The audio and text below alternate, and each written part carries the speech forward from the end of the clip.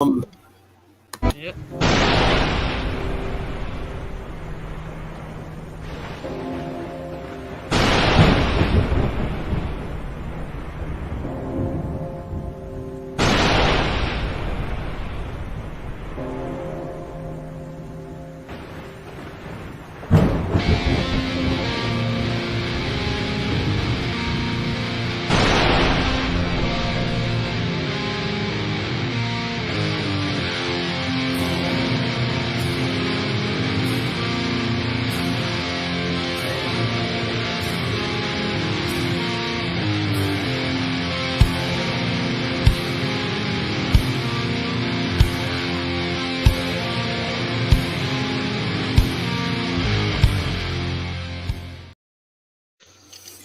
We are live. We're live. And we have our first topic.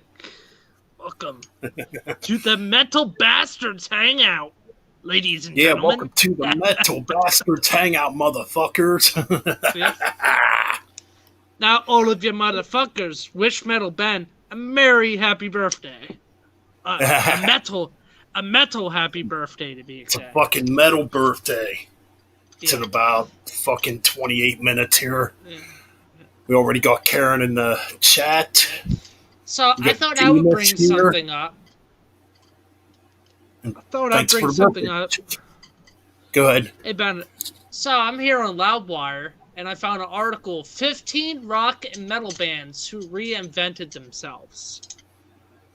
This should be an interesting little topic. Let's talk about it. Yeah. Okay. 15 bands? At number 15, we have the 1994 Megadeth Euthanasia lineup. Huh. It's kind of an odd one. I mean, yeah, I guess you could say in a way they kind of reinvented themselves because Euthanasia to me is not a thrash album. No, it's not. It's a good album. I think it's a really good album. I think it's one of Megadeth's most underrated albums. In fact, I think I ranked it at 7 when I did my album ranking a few years ago. I really enjoy the album. I have since it came out, to be honest, way back in 94. Mm-hmm. Like, to me, it's just a straight-up heavy metal album.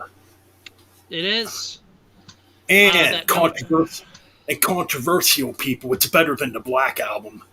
Oh, it is. At number 14, we have Rush's Grace Under Pressure that came out in 1984. Yes, Water Dive, we were just talking about Megadeth's Euthanasia from 1994. He's going over a Loudwire list, I guess, 15 bands that reinvented themselves, I should say. And at number 14, we have Rush's Grace Under Pressure album from 1984. Damn, that doesn't get talked about. It doesn't get talked about, actually. I think that's Okay, I'm not the biggest 80s Rush fan. I'm really not. But for some fucking weird reason, I really enjoy that album. Yes, it's definitely more synth pop, probably. Yeah. But for some weird reason, I really enjoy that album. I think it's Rush wanted to go in a different direction, you know. I think every band has their album where they try to do something new, and it either works or it fails. Right. And I think 80s Rush, with how the later 80s came with Rush, you know, the big albums in the past, I think, did it hurt Rush? No. Nah, definitely not. It definitely didn't hurt them. I mean, I don't know. You want people that prefer 70s Rush, then you want people that prefer 80s Rush. And some people like me, I still love the 70s stuff the best. But. Some people, and then you have people like me who prefer 90s Rush. Is that a bad thing? No. No, because I think Counterparts is a really good album. Yeah. Roll the Bones. That one I don't like. It's way too... I can't get that one. I tried. Right, yeah. Counterparts is way better. At number 13, on this Loudwire list, at number 13 is a Slayer album from 1988, South of Heaven. Well, yeah, if you want to compare it to Rain and Blood, because Yeah. on South of Heaven they slowed down. They added more. I would say they probably added more doomier elements on that album. I think they I mean, said yeah, they wanted to go. I mean, they had almost like a Black Sabbath sound on that album, yeah. just by the doomy aspect. Then you have,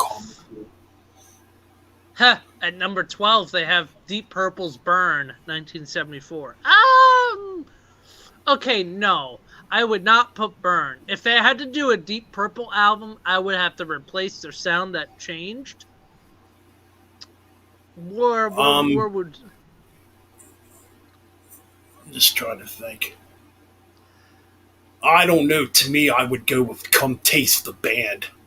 The only album they, or well, at the time, the only album they did where Richard Blackmore was not on guitars because he had left to go form Rainbow. Yeah. Wasn't Burn before the Ian Gillan lineup, if I'm mistaken?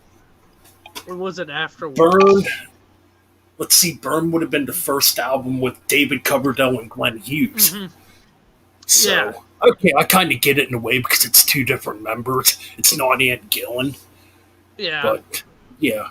I mean, Richie Blackmore's still there, obviously. And besides the album In Rock, which In Rock is my favorite Deep Purple album, I would say Burn's probably my second favorite Deep Purple album. That's a really good album. Oh, yeah. Okay, I've never heard of a band called the Deftones, so we're going to skip number 11. I'm going to change an album on that list. Bands that redefine their sound. I'm going to put Black Sabbath's Born Again at number 11. Okay. Well, yeah. I mean, I have the CD right here. I mean, you could either put Heaven or Hell or Born Again there, to be honest. I mean, because you could even put Seven Star. I'm not gonna count it because it is technically no. Now, technically, it's supposed to be a Tony Martin or a Tony Iommi solo album. So okay. Let's be fair. Everybody knows the Dio stuff, and a lot of people know Born Again. Let's change 11 to Eternal Idols. How about that? That's a different sound for Sabbath. Damus is actually right here. Black Sabbath redefined their sound several times. I do agree. That is true. Yes. That's very true. I mean, you had an early version of Sabbath called Earth. I mean... Yep. So yeah, they definitely redefined themselves quite a bit throughout their career. But Born Again's a good one to mention because, yeah, I mean, you're bringing in Ian Gillan from Deep Purple. I honestly think Sabbath went heavier on that album. Mm-hmm. And maybe darker. I mean, you got tracks like Disturbing the Priest that are just dark. Yeah. Zero to Hero. Digital Bitch, Hotline, the title track. That's an interesting track right there, Hotline. Because Hotline could be a lost Deep Purple track. Because that track does kind of have a Deep Purple feel to it. Yeah. Which is kind of interesting. Mm-hmm.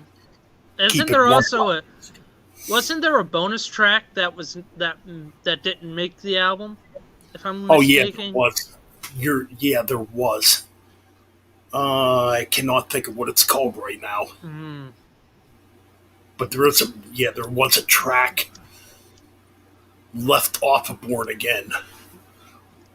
All right, at number 10 for Loudwire's list is Queen's 1980s album, The Game. Maybe in a way. I mean, well, Queen was always an experimental band. They never stayed one style. Maybe come 1980 when they did another One Bites the Dust. Yeah. That's probably different for them. And Yeah. there's some rockabilly elements on there, like on A Crazy Thing Called Love. That's Yeah. pretty rockabilly sounding. I don't really care for that track, to be quite honest, as a Queen But then you track. got kick ass. But then you got kick ass tracks on there too, like Dragon Attack, which is a pretty It's a kick ass kick-ass heavy track. Yeah. I'm just seeing what chat thinks about that album. The Fallen, yeah. I'm just reading the comments section here quick. Alright. Let me read the comments, then I'll go to number 9. Born Again was a huge change. Zero to Hero, it's good. From that album cover alone, you know that Born Again is going to be a dark album. Oh, hell yeah, it is. It's on the deluxe. It's on the deluxe version, the bonus track. Yes. Okay, the track was called The Fallen. Okay. Yeah, that was a good track. It should have been on the album. Yeah. Why it was left off, I have no clue. Alright, Ben. Number 9 is a Guns N' Roses. It's 2 albums, but can you guess what 2 albums?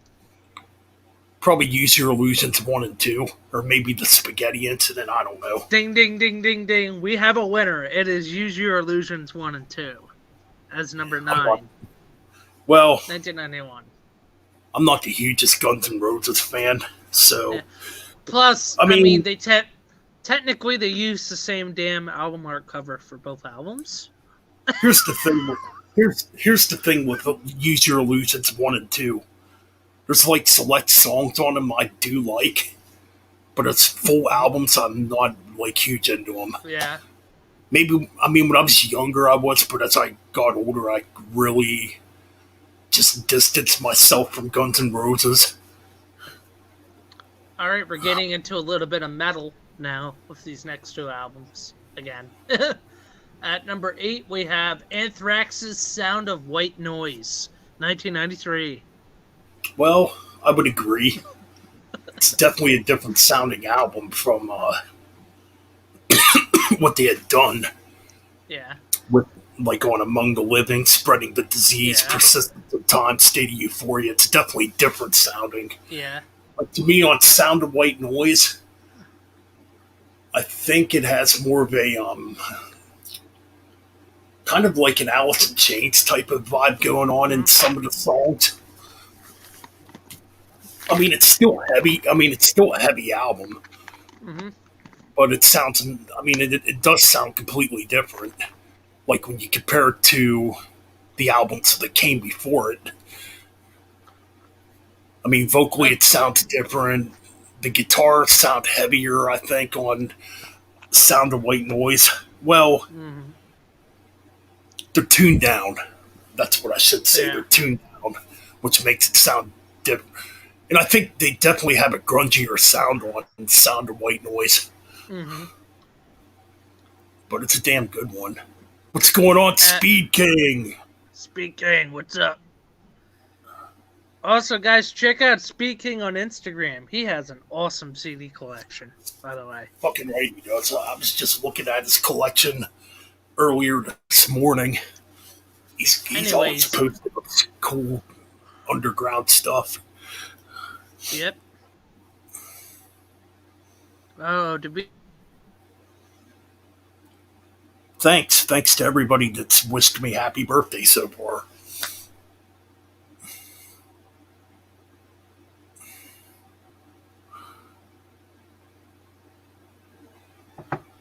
Uh-oh. There we go. We're back. All right, at number 7. At number 7. Oh, God. They could have... Pantera, Cowboys from Hell. I'm going to go with earlier Pantera. Was way more of a different sound than more popular albums. In my opinion. Oh, dude, that fucking sucks, Speed King. Sorry to hear that, man. Oh, I'm sorry, Speed King. But, you're talking about Pantera? At number 7, they have Cowboys from Hell, but I would have to say their earlier stuff is more interesting. To be perfectly honest, it sounds more different than the regular stuff we hear from Pantera. I definitely agree. I mean, Cowboys from Hell obviously was a transition, their first album on a major label, and Yeah, they definitely went heavier. That's for sure. By adding elements of thrash and pretty much coming up with their own style of groove. You know, when it comes to Cowboys from Hell, but yeah, the earlier stuff is definitely way different. Obviously, I mean, Metal Magic is pretty much a heavier glam metal album. mm-hmm. Probably, well, those first three albums are pretty much like that. Yeah, They're like a heavier glam sound mixed with American power metal, I think. And I was just listening to power metal the other day.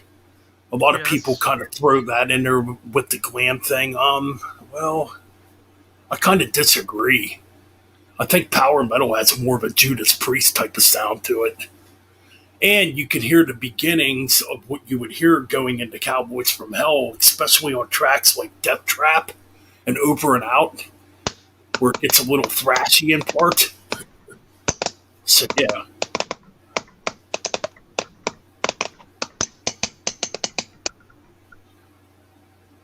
My first Pantera album was Cowboys from Hell, way back in 1990. Go way back.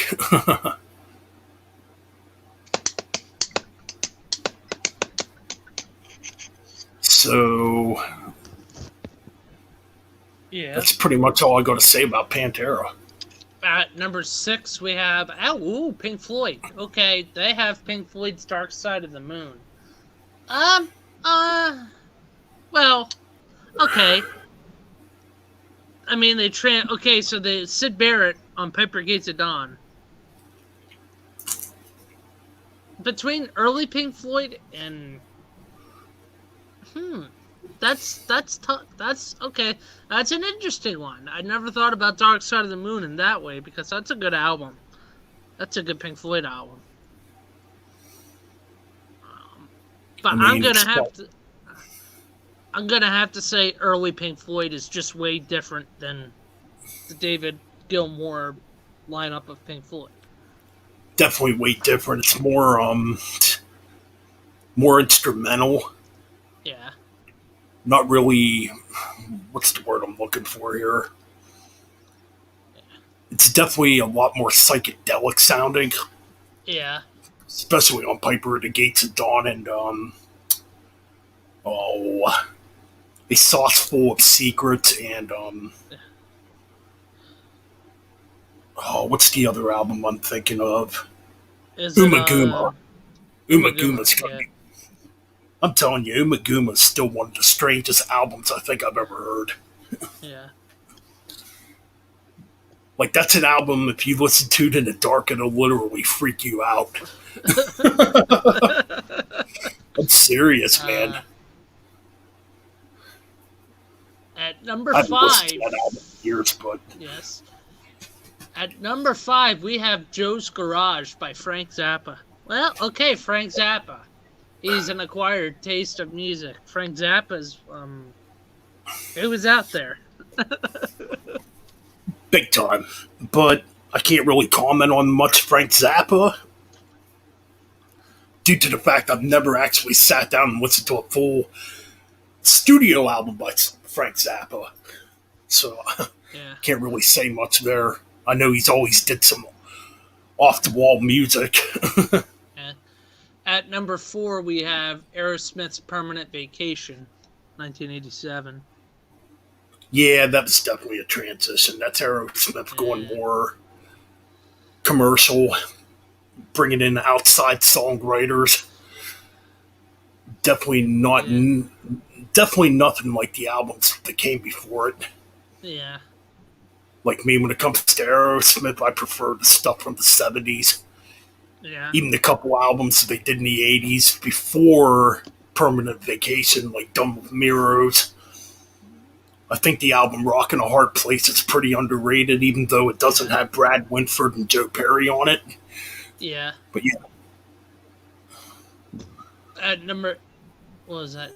At number three, guys, we have Van Halen's 5150. Basically, Van Hagar.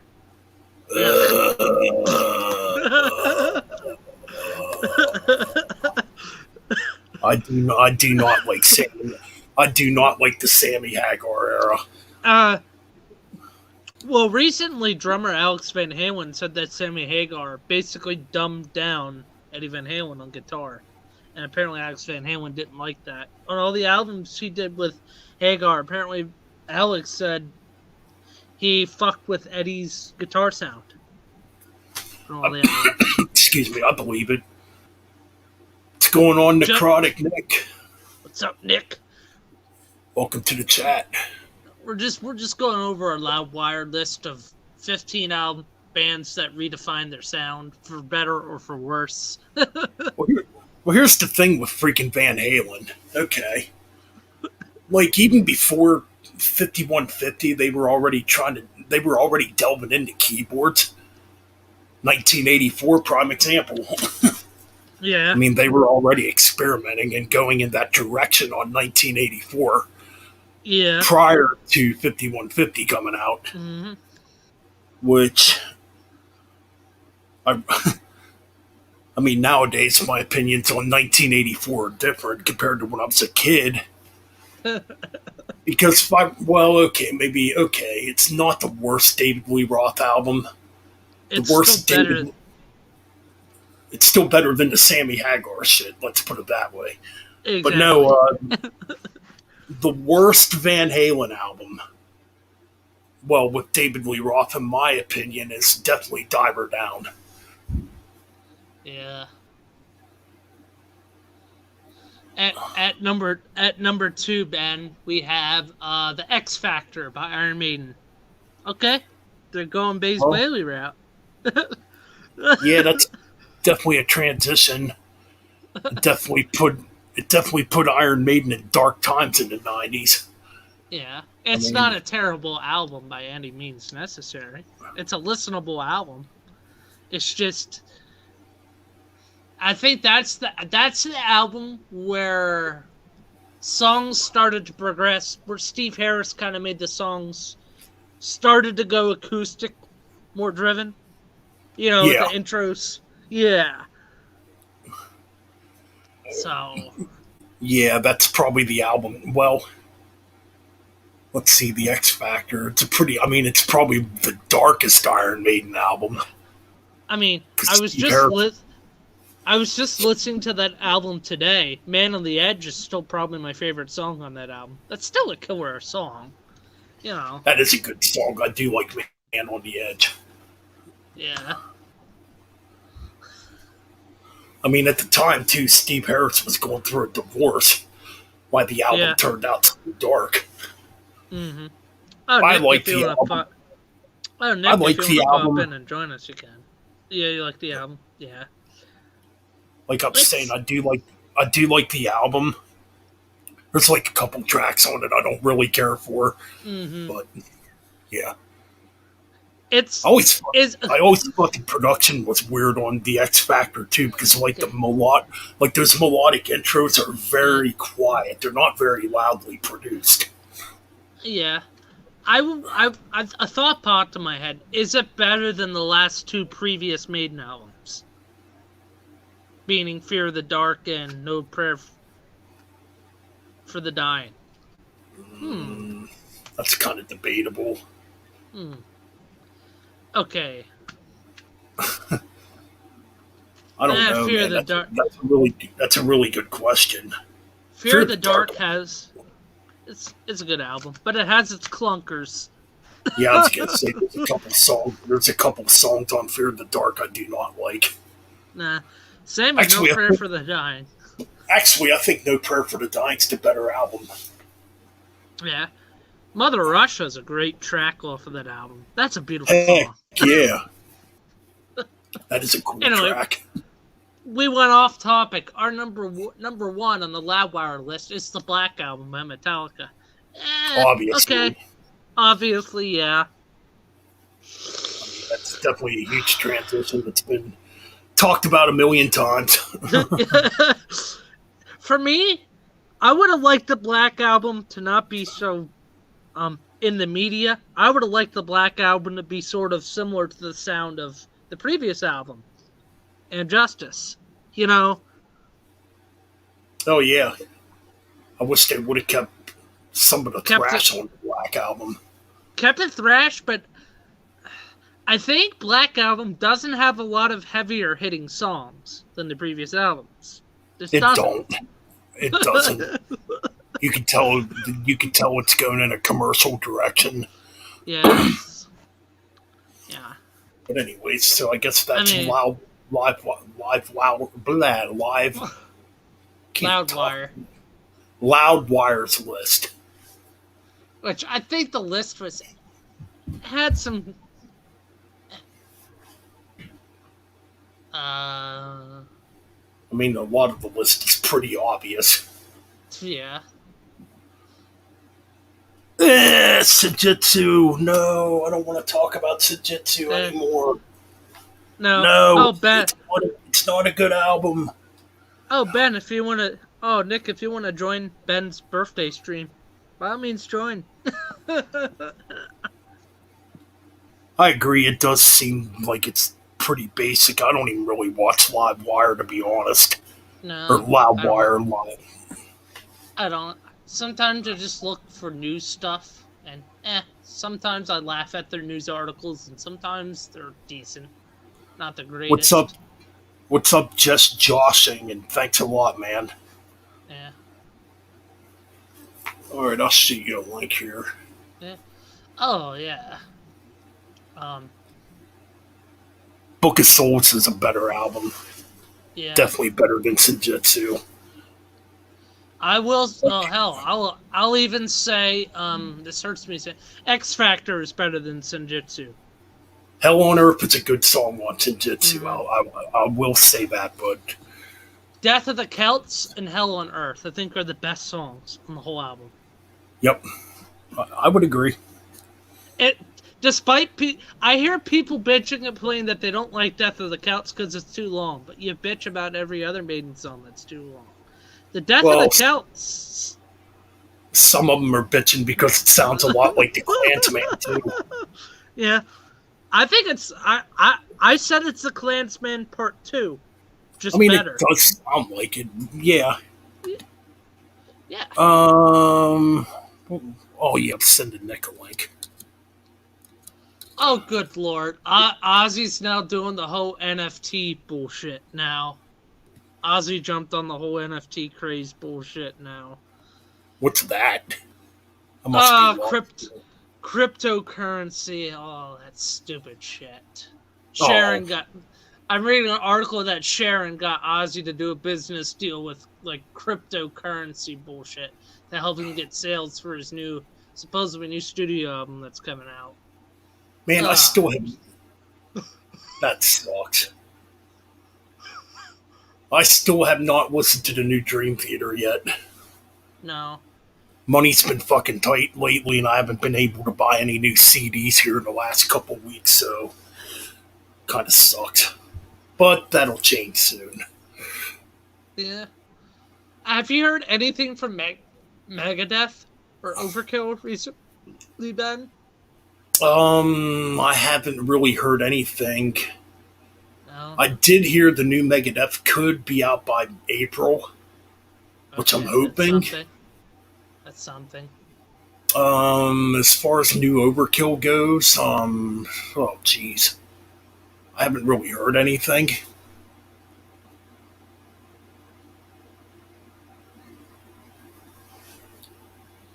Yeah, I just wasn't impressed. The opening track on Senjutsu is absolutely boring. Yeah. Boring. It doesn't go anywhere. Yeah. A lot of people like, what is it, The Writing on the Wall? Yeah, that's predictable Maiden. That's a predictable Maiden track. It's not a bad track. I just got really sick. See, my problem is I got sick of it. Because everybody was talking about Maiden. I'm wondering what songs they're gonna pull off of that album for their Legacy of the Beast tour. That's my question. But I'm just trying to really think back to the album now. Yeah. The Parchment was okay. It kind of has a Rhyme of the Ancient Mariner, Egyptian type of vibe going on. Like the last 3 tracks are the best tracks on the album. I'll just say that.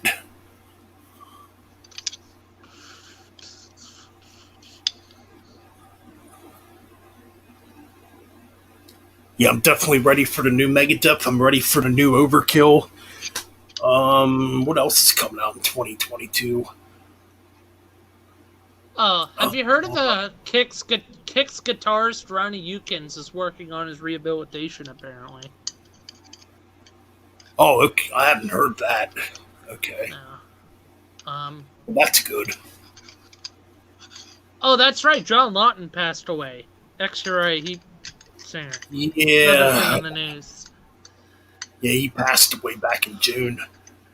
Unfortunately, dude was an underrated singer, man. Mm-hmm. I mean, I kind of got into John Lawton late. I didn't get into. Oh, jeez. I think it's 2015 when I first heard Lucifer's Friend. 2000, or maybe it was 2014. Oh, here's a rumor, Ben, about Lemmy. Apparently, during AC/DC's Black Ice sessions for the album, apparently Lemmy stopped by and talked about maybe doing a song with AC/DC. that would have been kind of interesting. Oh And yeah. also with Lemmy, not Lemmy, but Rob Halford. Apparently, Halford talked about doing a Black Sabbath album with Tony and Geezer. See, I had heard that too back in I'd heard that too. Jeez. Back around 95, Yeah. Tony Iommi and Rob Halford wanted to do something together. I don't know what happened, why it didn't happen at the time. Well, oh yeah. Oh wait.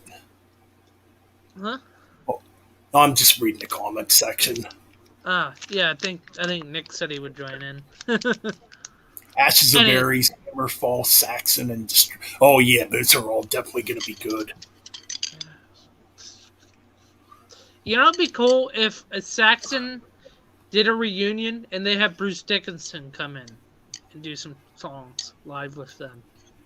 Oh, you're thinking of Samson. Oh, Samson. Oops. Yeah. My bad. I mean, Samson was okay. I mean, yeah. I don't think it's as good as what Bruce did with Maiden. But all right, we got Necrotic joining us. Yeah. What's going on, man? Happy birthday, Ben. Thanks, man. Welcome to 43. I scouted Mid 40s. It's wonderful. Right? That's what we're talking about, right? How wonderful 40s are. Yeah. They're going fast. That's for sure. Apparently, Paul Stanley's in the news. He's blasting anti-vaxxers, saying that the shots don't do nothing.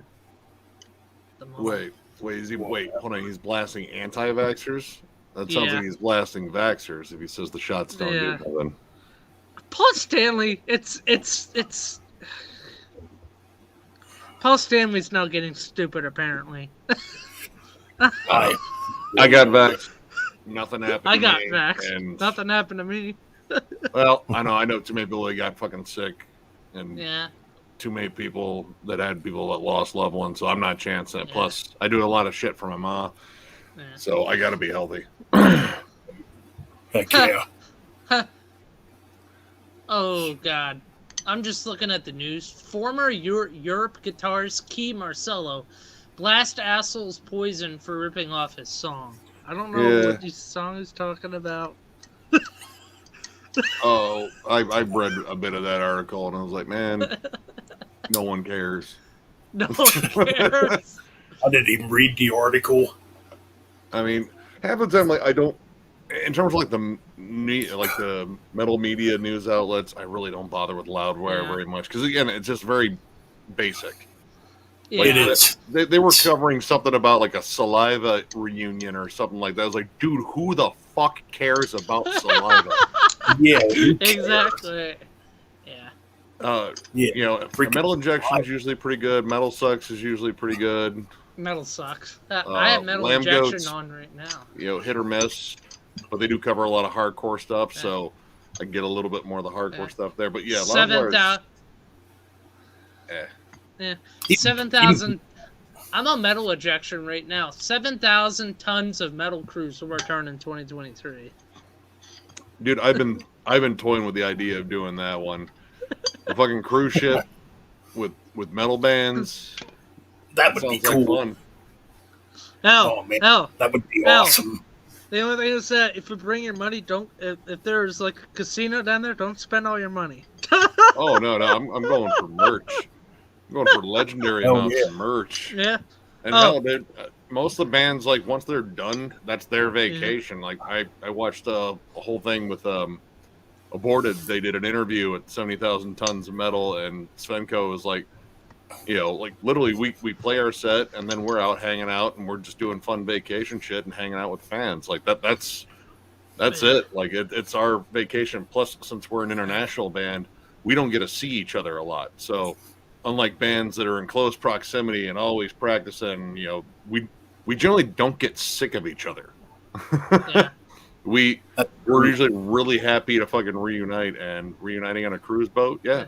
I think they went snorkeling like that day and shit. It's like, yeah, it was fucking fun.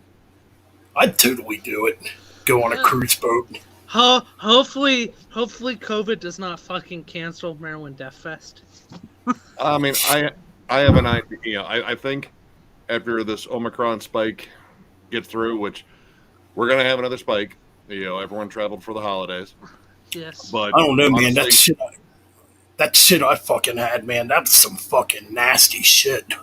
We're gonna see it drop, I think, pretty rapidly after it spikes, and I think at that point, most of the country will have had it, or had been vaccinated, or been vaccinated and had it, and you know we're gonna be dealing with it, but not to the level where I think most other countries will be.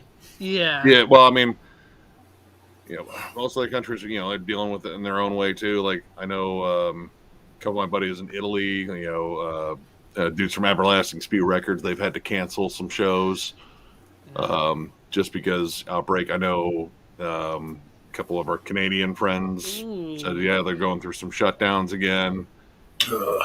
So, yeah, I'm hoping shit doesn't get canceled here, but if it does, I understand. I was patient for a whole fucking year. I can be patient for a fucking month or two. Yeah. Here's something on Metal Injection. Overkill and Prong announce a U.S. tour. I saw that, and I fucking want to go. Two bucket list bands right there. I've never seen Overkill yet. I'd love to see Overkill. I've never seen Prong too, and like Tommy Bakers, that dude's fucking riff lord, man. Yeah. Oh yeah, he's got a killer. He's got a killer guitar tone too. Oh, dude, always. He's just all right, minus that Scorpio Rising album. I try to forget that happened, but most of the time it's just pure crunch. And dude, like he's just got a mean pick hand. Like you listen to the riffs on like the song "Cut Rate." Ooh. Yep. Soulfly announces U.S. tour with 200 stab wounds. Thinking about it, unfortunately, that shit is not hitting Detroit or Cleveland, and it looks like the next closest. I'm either it might be Fort Wayne or all the way down to Cincinnati. But I mean, I want to again see if maybe I get a chance to BS with fucking Max. Next thing you know, one ends up in Pittsburgh, PA. That's a fucking haul from where I am. Yeah. Yeah. Plus, I mean, if you haven't seen 200 stab wounds, dude, 200 stab wounds are fucking legit. Like, that is some heavy caveman fucking Cannibal Corpse worshipping death metal. But mix that with a bit of hardcore because it's just groove after groove. Like you're gonna do damage to your neck, but it's gonna be fun. That's one CD I'm definitely going to be purchasing. Okay. Dude, it's only like 27 minutes, but holy shit, dude, it's packed full of ridiculous fucking chuggy riffs and like really interesting changes in the riffs too. Like they have a lot of fun creating these fucking wild songs, but they're still simple and barbaric. Like this is caveman gnawing meat right off the bone fucking death metal. Definitely got to get it. Dude, it's awesome. I mean, honestly, you could probably hit up Maggot Stomp, but I mean, if you get a chance to see them live, get it from them. They're solid dudes. That's Cleveland boys. Oh yeah. Hey Ben, 15. Yo. Give me 15 epic drum intros. Oh geez, 15 epic drum intros. Mm-hmm. Ooh, that's a tough one. Well, Painkiller by Judas Priest. Yeah, that's the first one I thought of. Oh.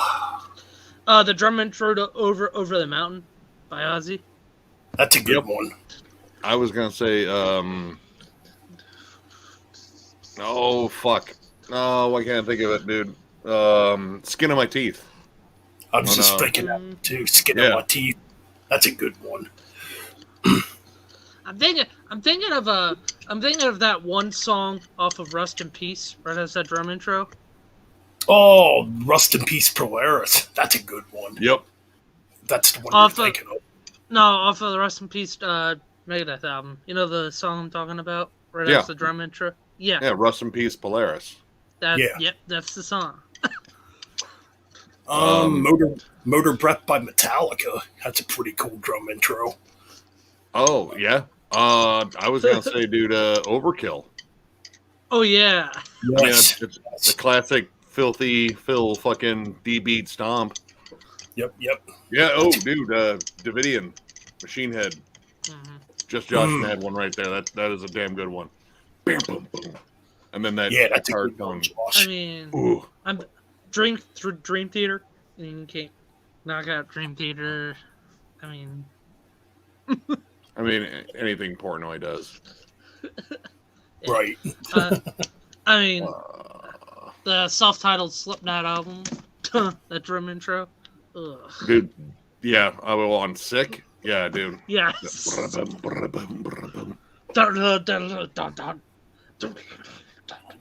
It's just. God, man. I'm just sitting here trying to think. This is kind of a tough one.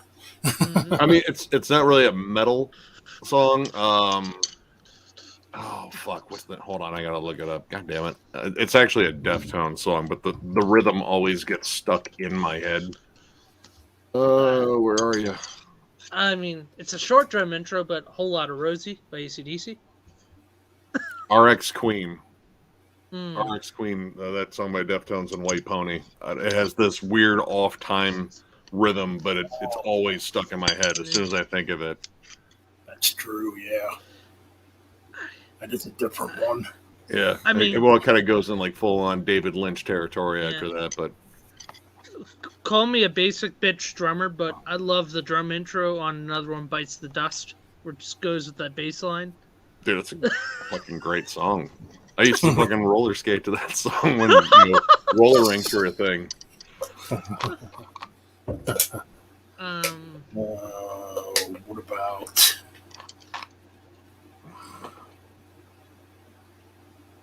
Fuck.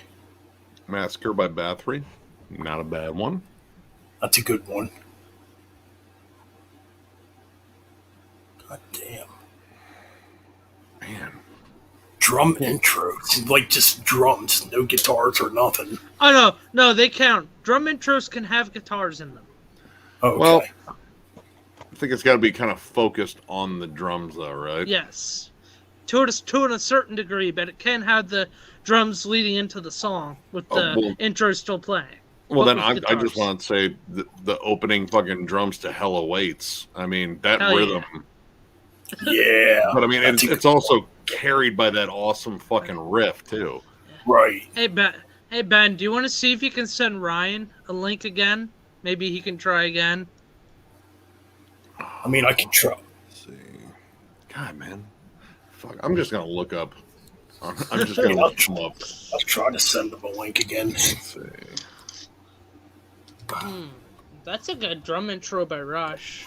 But I think the best Rush drum intro is still YYZ. Ooh, I mean, that's a good one. I was thinking Anthem. Sepultura, Territory. Oh yeah, dude, I love that. Dude, Igor killed it in that entire fucking album. try again. Did Strapping do any good drum intros with Gene? I don't know, man. Well, with Strapping, it was always layered. Yeah. Deathclap? Actually, Mastodon, The Wolf is Loose. The drum intro to Torn Arteries by Carcass. Ooh. Yeah. Ooh. Actually, I like the drum intro on Kelly's Meat Emporium on Torn Arteries. It has this kind of like jazzy, like, I don't know, it has this weird jazzy feel, and then it goes into like full-on thrash beats. Panic by Anthrax. I mean, Tom Sawyer. It's technically a drum intro.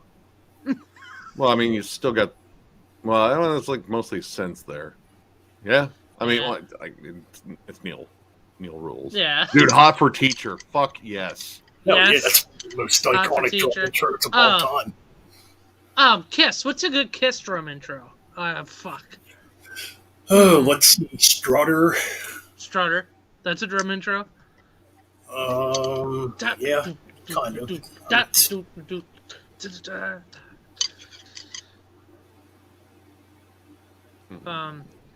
I mean, 100,000. Yeah.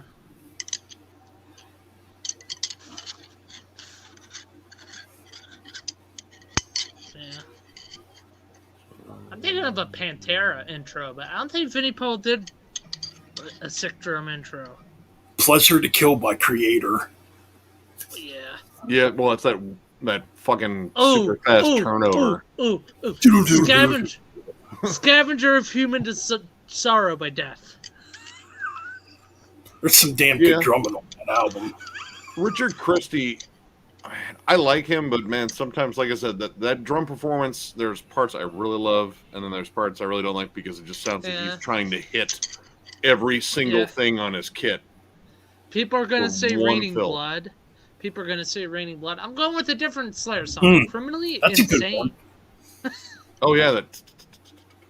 Yeah. Yeah, that's a good one. 5 Minutes Alone by Pantera. Yeah, that's got a pretty cool intro. Yeah. Yeah. Carcass, Corporal Jigsaw Quandary.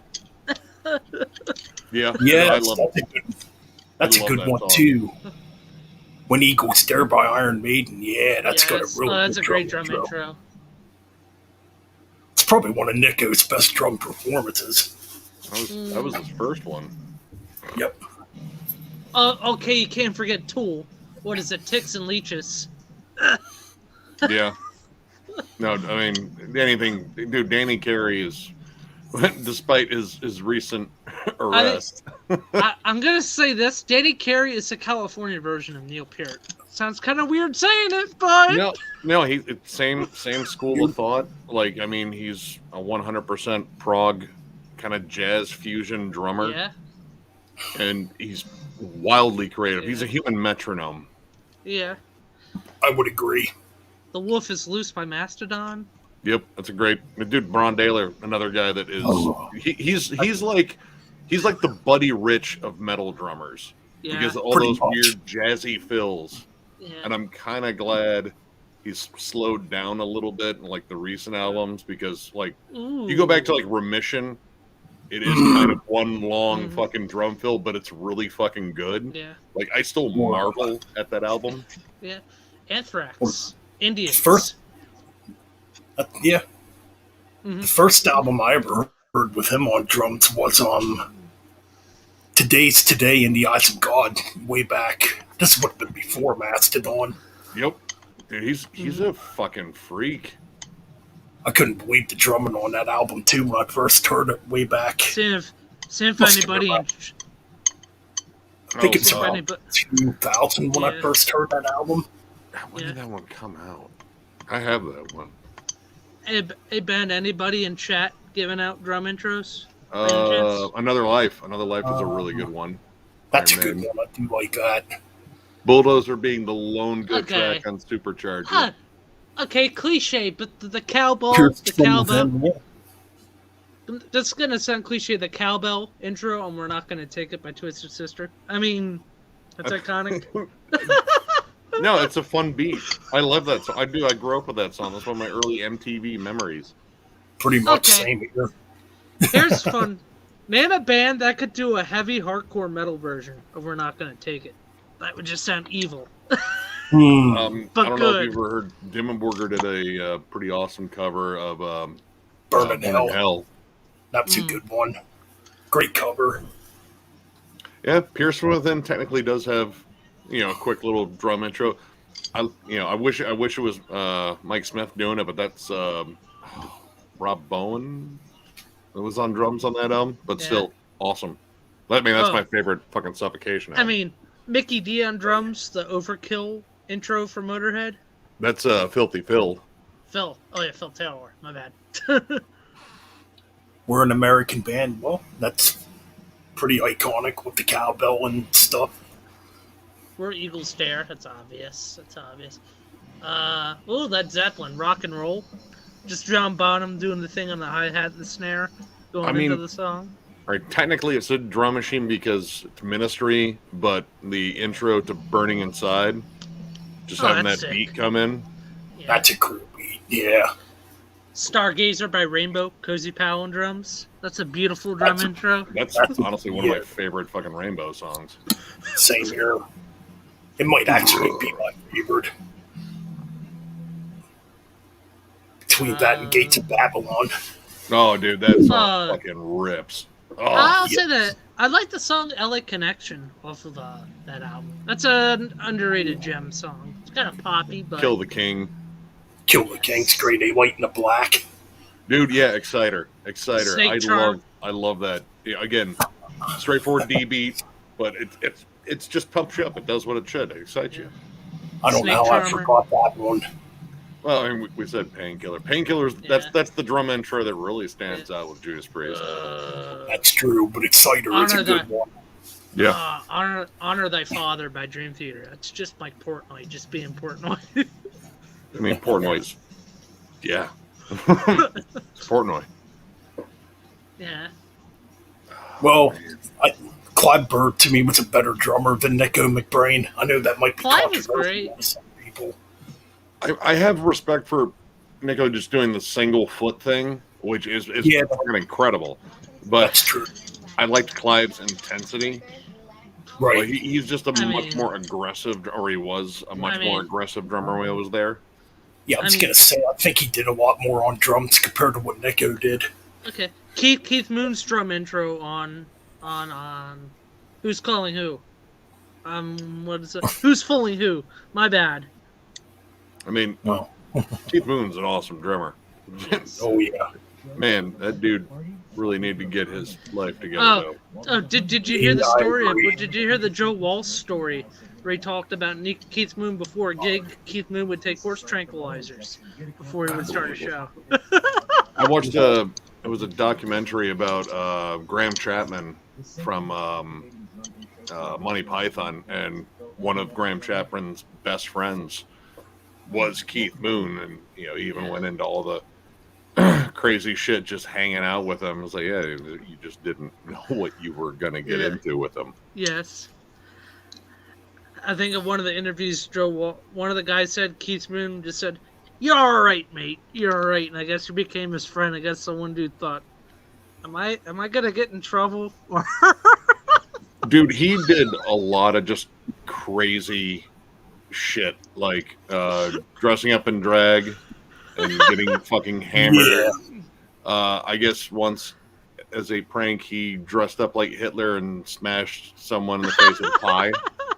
That sounds funny as hell. It was weird, right? Yeah.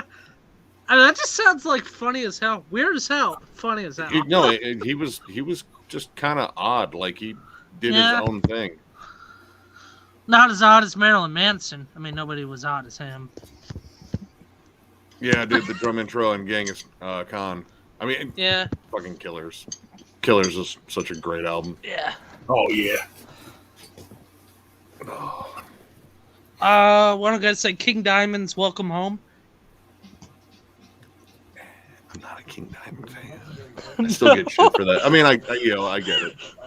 There are people that love him, and then there's me apparently. Yeah. The Ramones. Did they have a good drum intro?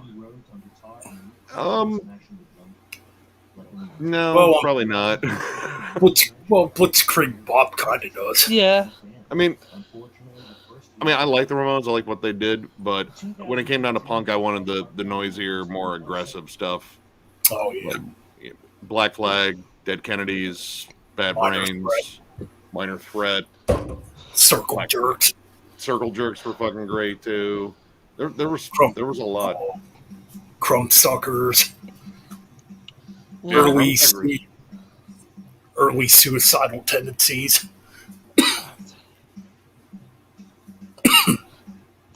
What's that? What the Korn album Issues?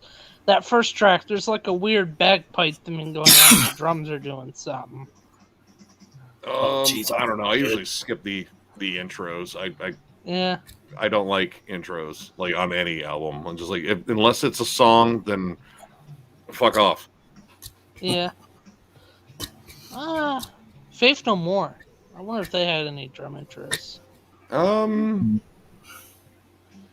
can't think of any offhand. I mean, I can think of tons of fucking great like board and drum performances. Oh, hell yeah. Well, I mean, technically, We Care a Lot is a bass and drum intro, but it's a pretty basic beat. But I mean, it's fun. I mean,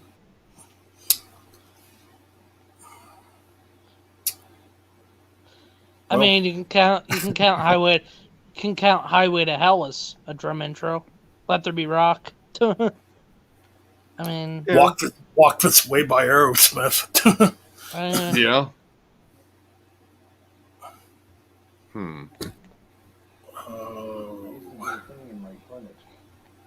Pretty good topic though, because I'm still sitting here trying to think of drum intros. I know. Oh, I'm the Walrus by the Beatles. Yeah, I'm going out there.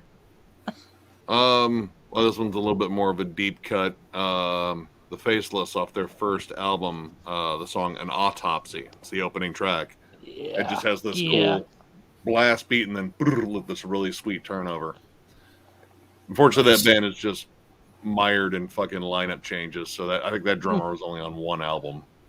Cannibal Corpse had some good sick drums. I mean, technically, I guess you could. I mean, well, the Hammer Smash Face intro. I mean, yeah, that's kind of the entire band, but those cymbal grabs are a big fucking part of it. Mm-hmm. True, very true.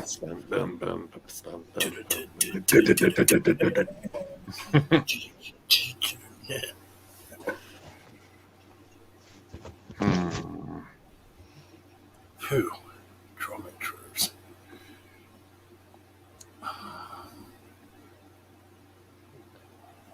Rat Salad by Black Sabbath. Yeah, no, I mean that would work. Supernaut. that has that drum middle part where Ward's just going crazy on the cymbals. Dude, Bill Ward did not give a fuck about his cymbals. Like he beat the shit out of those things. No. Are we endorsed? Nope. I was reading on some books that the studios have Bill Ward wanted his drums to sound a bit louder. The albums. Apparently, Tony and Geezer told studio managers the albums he was on, make them muddy and turn them way down. Oh, Bill.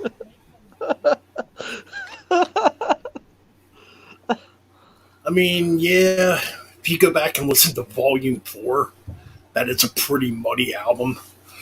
Oh, it's a great muddy album. But I Dude, still love it. I still love it, though.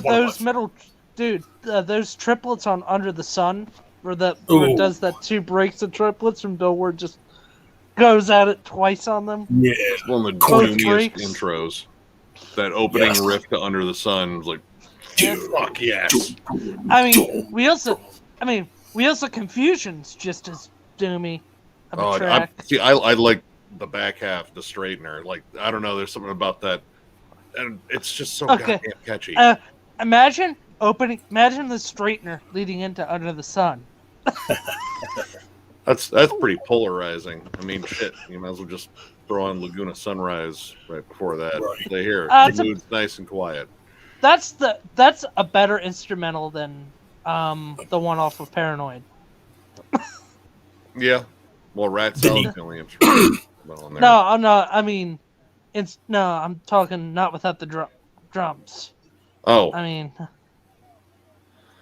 then you got Cornucopia too, which is heavy as well. That whole album, there's just something about it. Like Snowblind, which they told Ozzy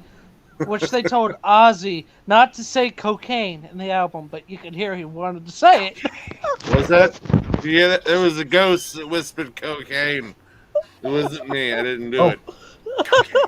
I mean, he did eventually say it on the Speak of the Devil live album, where they did all those Sabbath covers. And Bill's drumming on Sabotage. I mean, holy fuck. Dude, the Writ. That's my jam on Sabotage. The Writ. Symptoms of the Universe. Symptoms of the Universe. Yeah. Thrill of It All's pretty dark. Fuck, am I going insane, though? Get that song the fuck off there. Yeah, I would agree. That's probably the weakest track on there. Keep Superstar. That's a dark... Oh, no, Superstar's awesome. Yeah, I think that's a cool instrumental. Sounds very Russian.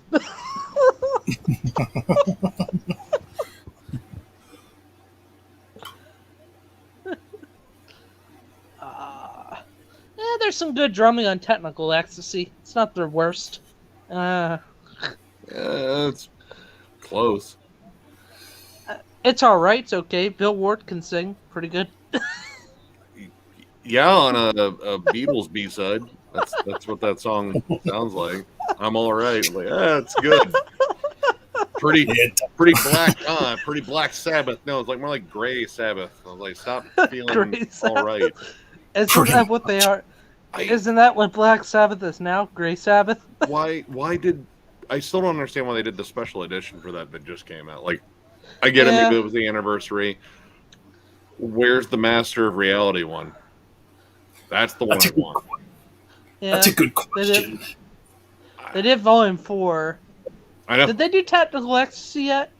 Yep. No, the Super Deluxe. Yeah, it's still over at my buddy's record shop. It's like, hey, you want to get it? It's like, no, I fucking don't like that album. Like, I like 2 songs. Yeah. Well, like 1.5. I'm waiting for Tony Iommi to do the double box set of this album, Born Again. Yeah. I see. I don't know. Like, in terms of like the super deluxe ones, I think they're just gonna do the Ozzy albums for now. I don't know if they plan on because I got the. Well, it's not like a super deluxe box set like those, but I got like they just did deluxe reissues of Heaven and Hell and fucking Mob Rules, and I want to say those came out on different labels. Those were on, I think, Rhino, and I think those box sets are still on Warner Brothers. Yep. Yeah. So and I know. Sorry, Ben. You go ahead. I'm just saying, I got the deluxe editions of Heaven and Hell and the Mob Rules. Mm-hmm. And they're pretty cool. Yeah, I got a different deluxe edition of Heaven and Hell, but I got the recent one for Mob Rules because it just came out. I just had like one of the many fucking versions of the standard CD that came out. I was like, let's get the deluxe one. Yeah, I think mine. I'm pretty sure it's a Rhino reissue. Yeah, Rhino reissue. My mob rule. I'm pretty sure it is. Yeah, I know mine is. I think I got it this year. Yeah. Hey Ben, have you noticed on the Heaven and Hell reissue, the live Connecticut gig where they did with Bill Ward on drums, they only have some songs on that. They don't have like the whole concert. Which I'm like, if you're gonna have the deluxe set and have Vinny and Bill, have both concerts. Just put them both True. on there so people can hear different versions of that lineup live with Bill and with Vinny on drums. Right. You know. I mean, yeah, would be cool. I mean, I think my Heaven and Hell has demos on it too. Yeah. I'd have to check. That's awesome.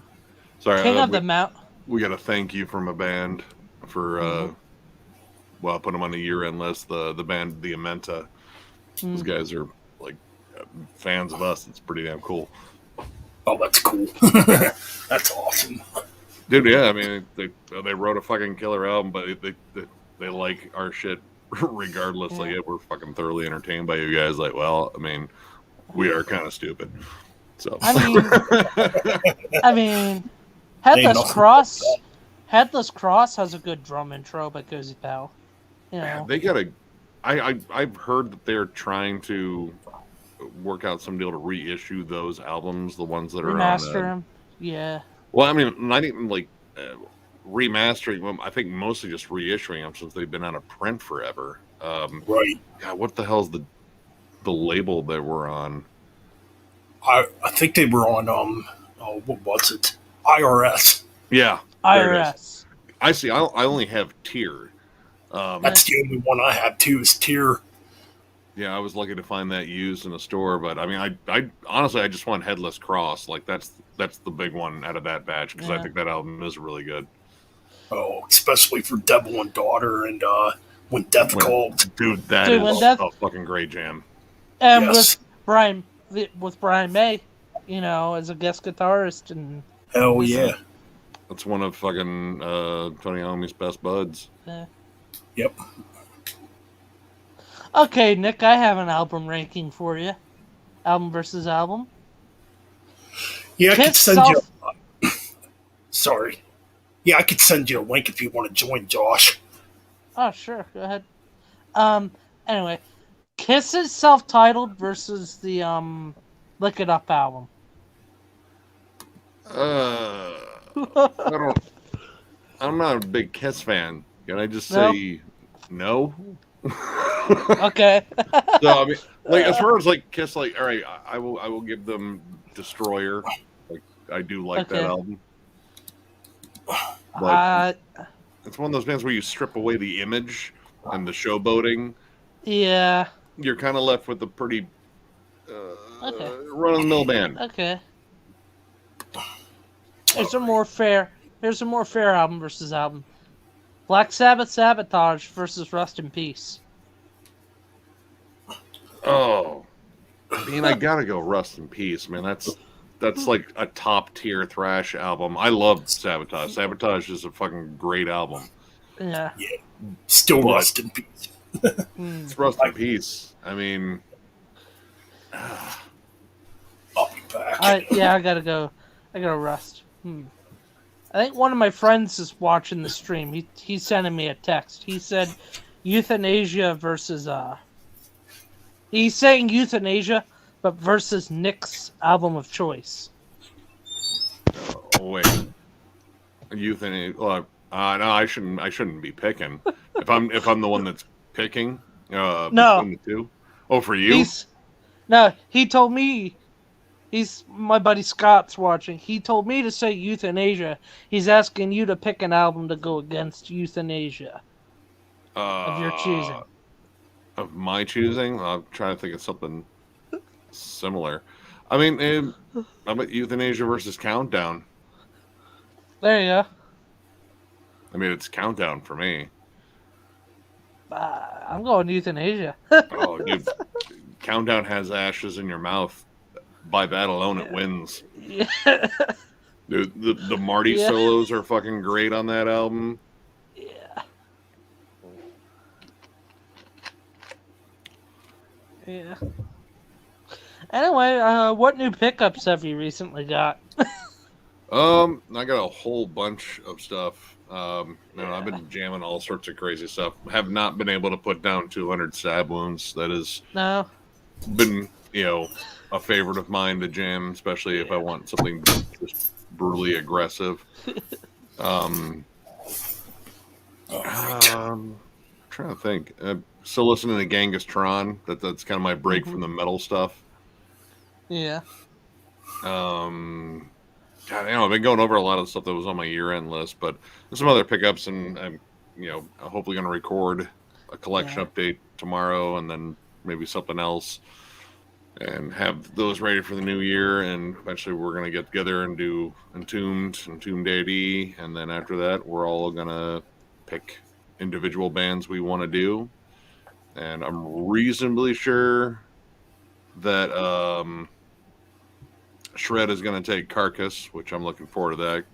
I mean, I could rank that one almost right now. The only thing that seems difficult would be the newer ones, Surgical Steel and Torn Arteries, like figuring out where they fall. What's up, Dominic, and what's up, Cabal? Welcome to the stream. I might go with either Strapping Young Lad or Exodus. I think John might take Mastodon, which that's tough because that's another super consistent band. I'm reasonably sure Rin wants to do Pantera, and I can almost rank that in my head right now. And I don't know, Miller might want to do COC, which that one's good because there's a lot of different eras of that band. So that's true. Hey, Nick. I mean, not Nick. Sorry. Hey, Ben. Yo. Put your favorite Metal Church album against your favorite Exodus album. Oh, jeez. Okay. Blood would. God. I mean, again, another band with a lot of different eras. Yep. That's true. Bonded by Blood versus the debut by Metal Church. That's both tough. Great debuts. I think I'm gonna have to go with Bonded by Blood. Strike of the Beast, man. That makes it a winner right there. Piranha. Fuck. Yes, Piranha. Metal Command. The title track, that riff will forever live in my fucking brain. Same here. That's like one of the greatest thrash riffs of all time. Easily. Plus, Will Carroll's a great drummer. No one talks about him a whole lot. Wait, for Metal Church? Yeah. No. He drums for Death Angel. He's not the original drummer, though. No. Now, the original drummer was Andy Gowan. For Death Angel. Dude. Death Angel. I can't wait. Yeah. Apparently, that's what Shred got for Christmas was tickets to the Bay Area Tax Tour, or whatever they're calling it. So yeah, I've got to get tickets for that one as well. I mean, all three of those bands I need to see live, and I've been listening to them all forever. Yeah, Metallica's. I would definitely love to see Death Angel. Dude, they've quietly become, I think, like one of my favorite underdogs in the whole Bay Area scene. Right. And dude, their last 2, maybe 3 albums have been so damn good, especially the last 2. Humanicide, The Evil Divide, and what was the one before? Oh shit, what was that one? I can see it too at the orange cover. Blood and Blood. No, that's Exodus. Wait, no, that's The Dream Calls for Blood. Is that it? Wait, The Dream Calls for Blood. Yeah, it was the one before that I was thinking of. Relentless Retribution. Yeah, that's a good one too. Yeah, they keep putting out solid albums. I mean, Dude, like, um, and like, well, I think they had the advantage of, like, they started off super, super young. So they're still, like, not too weathered in terms of, like, being like an older band. And dude, yeah, fucking Mark Segueda, dude, one of the best vocalists in thrash metal. I agree, and he still sounds good. Dude, he I mean, kills it live. Like, I watched some live cuts, and, dude, great fucking range, great stage presence, and right, he's got that great vocal delivery where it's still harsh, it's still gritty, Oh. but it's tuneful. He can carry a tune really well. right, right. I guess he's a big Dio fanatic. Like, that's like the vocal inspiration that got him started. Hey Ben, what was the first album you ever got for your birthdays? Or what was your favorite album you ever got for your birthday? There's a good question. That's kind of weird because I never really got a lot of albums for my birthdays. And I'd have to buy my own music usually. Oh, anything for my birth? Oh, jeez. I got Iced Earth The Dark Saga one year. It might have been combination Christmas / birthday since being in close proximity. Man, That's the only one I can think of. Judas Priest, Angel of Retribution. Good album. I got that. I think that's the one I got. No, that can't be the one.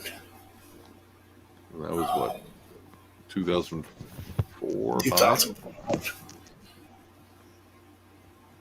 No, that I don't think that is it because I'm pretty sure I bought that as a new release. God, I can't remember to be honest. Ooh. All right, give me a second. We'll be right back. Sure. Well, we got Just Joshing here to join us. Sure. What's going on, man? Hello. Hello. What's up, Mike? Not much. So, how's it going, man? Pretty good,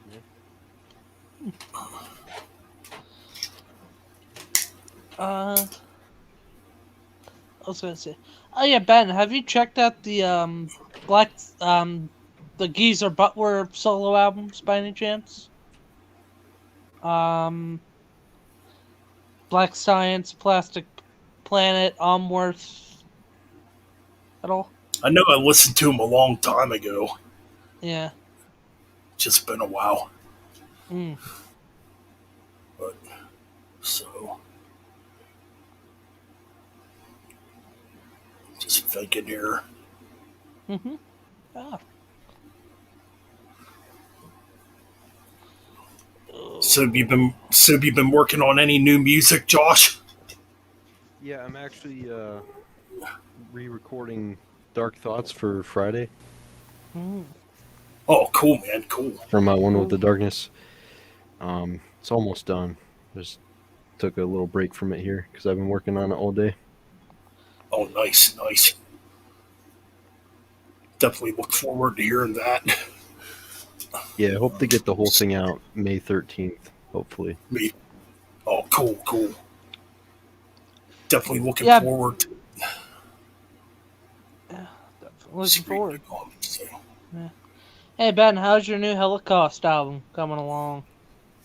still writing working for it. on it. Still working on it. Gonna try to track some stuff here this weekend. Mm-hmm. So, I'm just looking at albums from 1997. 1997. Yeah. Um, Jugulator. Machine, Up. Machine Head, The More Things Change came out Oh, in yeah. 97. That's a good one. Yep. I heard sad. like some people gave that album shit. I always thought it was awesome. Mhm. I thought it's a good album. I mean, Let's see here. Necrophobia's Dark Side. Don't think I ever heard that one. Jugulator by Judas Priest. Yeah. Um, Obviously, Reload by Metallica. Yeah. Yeah, I think 97. that one's better than Load in my opinion. That's the better one. I think it is too. Really, those two albums are like half great songs and then half boring songs. If they Yeah. just cut out all the boring songs and combined all the good ones into one album, it would have been Yeah, way then better. you have a good Metallica album. Yeah. I'd agree. Oh, you have the Children of Bodom album, Something Wild. The debut album, yep. Oh, yeah, that's Mhm. cool. Oh, Great Hatebreed put out their debut in '97. Yeah, that's a great true album. too. That is a Hammerfall. Probably my favorite of theirs. Hammerfall, Glory to the Brave. Yep, Came out in 97. would have been their Bruce first Dick- album too. Accident of Birth by Bruce Dickinson. That's a good album. Just sitting there. Cryptic Writings by Megadeth. Eh. Oh yeah, that did come out in '97. Pantera Official Live 101 Proof. Well, it's a live album, but I mean, Yeah. it does have two new at the time would have been two new studio tracks. Yeah. Yeah, that's true. Yeah, '97 is kind of a tough year. I think '96 was a pretty good year for metal. You had the Great Southern Trendkill, None So Yep. Vile. That's true. What else? Cannibal Corpse Vile. Oh yeah, Pretty- Yeah. Yeah. 97, you had The City by Strapping Young Lad. I just bought that too the other day. Well, a couple weeks ago, I should say. Are you thinking of reviewing that album for a video, Ben? I mean, I could. I definitely need to get back into doing reviews. So Yeah, I think you said you were gonna do album versus album stuff. Again? I might bring those back too, Mm. which I called a metal album warfare. yeah. I like doing that. That's cool. Putting two albums against each other. Right. It is fun to do. Can't really think of any good ones right now. 97. Ugh, Limp Bizkit. $3 bill, y'all. Ugh. We're talking albums in 1997. Which would have been the year I graduated. I graduated in '98. I got held back a year. Let's see what albums, like good albums or just albums? Just albums. Doesn't really. But So let's doesn't see what I matter. got. 311's Transistor. I actually still kind of like that album. God, I haven't heard that in years. Oh, Serpents of the Light, Deicide came out in '97. Dude, good That's album. That is a really good album. Self-titled Bodom. What's up, Brody? Welcome to the stream, man. Let's see. Didn't Broken Hope have an album out in '97? Yep, Loathing. That was the first Broken Hope album I ever bought. I saw ads for it in Metal Maniacs magazine because that fucking dates me. And yeah, I looked at the cover. Like the cover sold me. I was like, I don't even know what the fuck that is. Like it's a demon with spikes. I think it's a heart with a face stapled on it.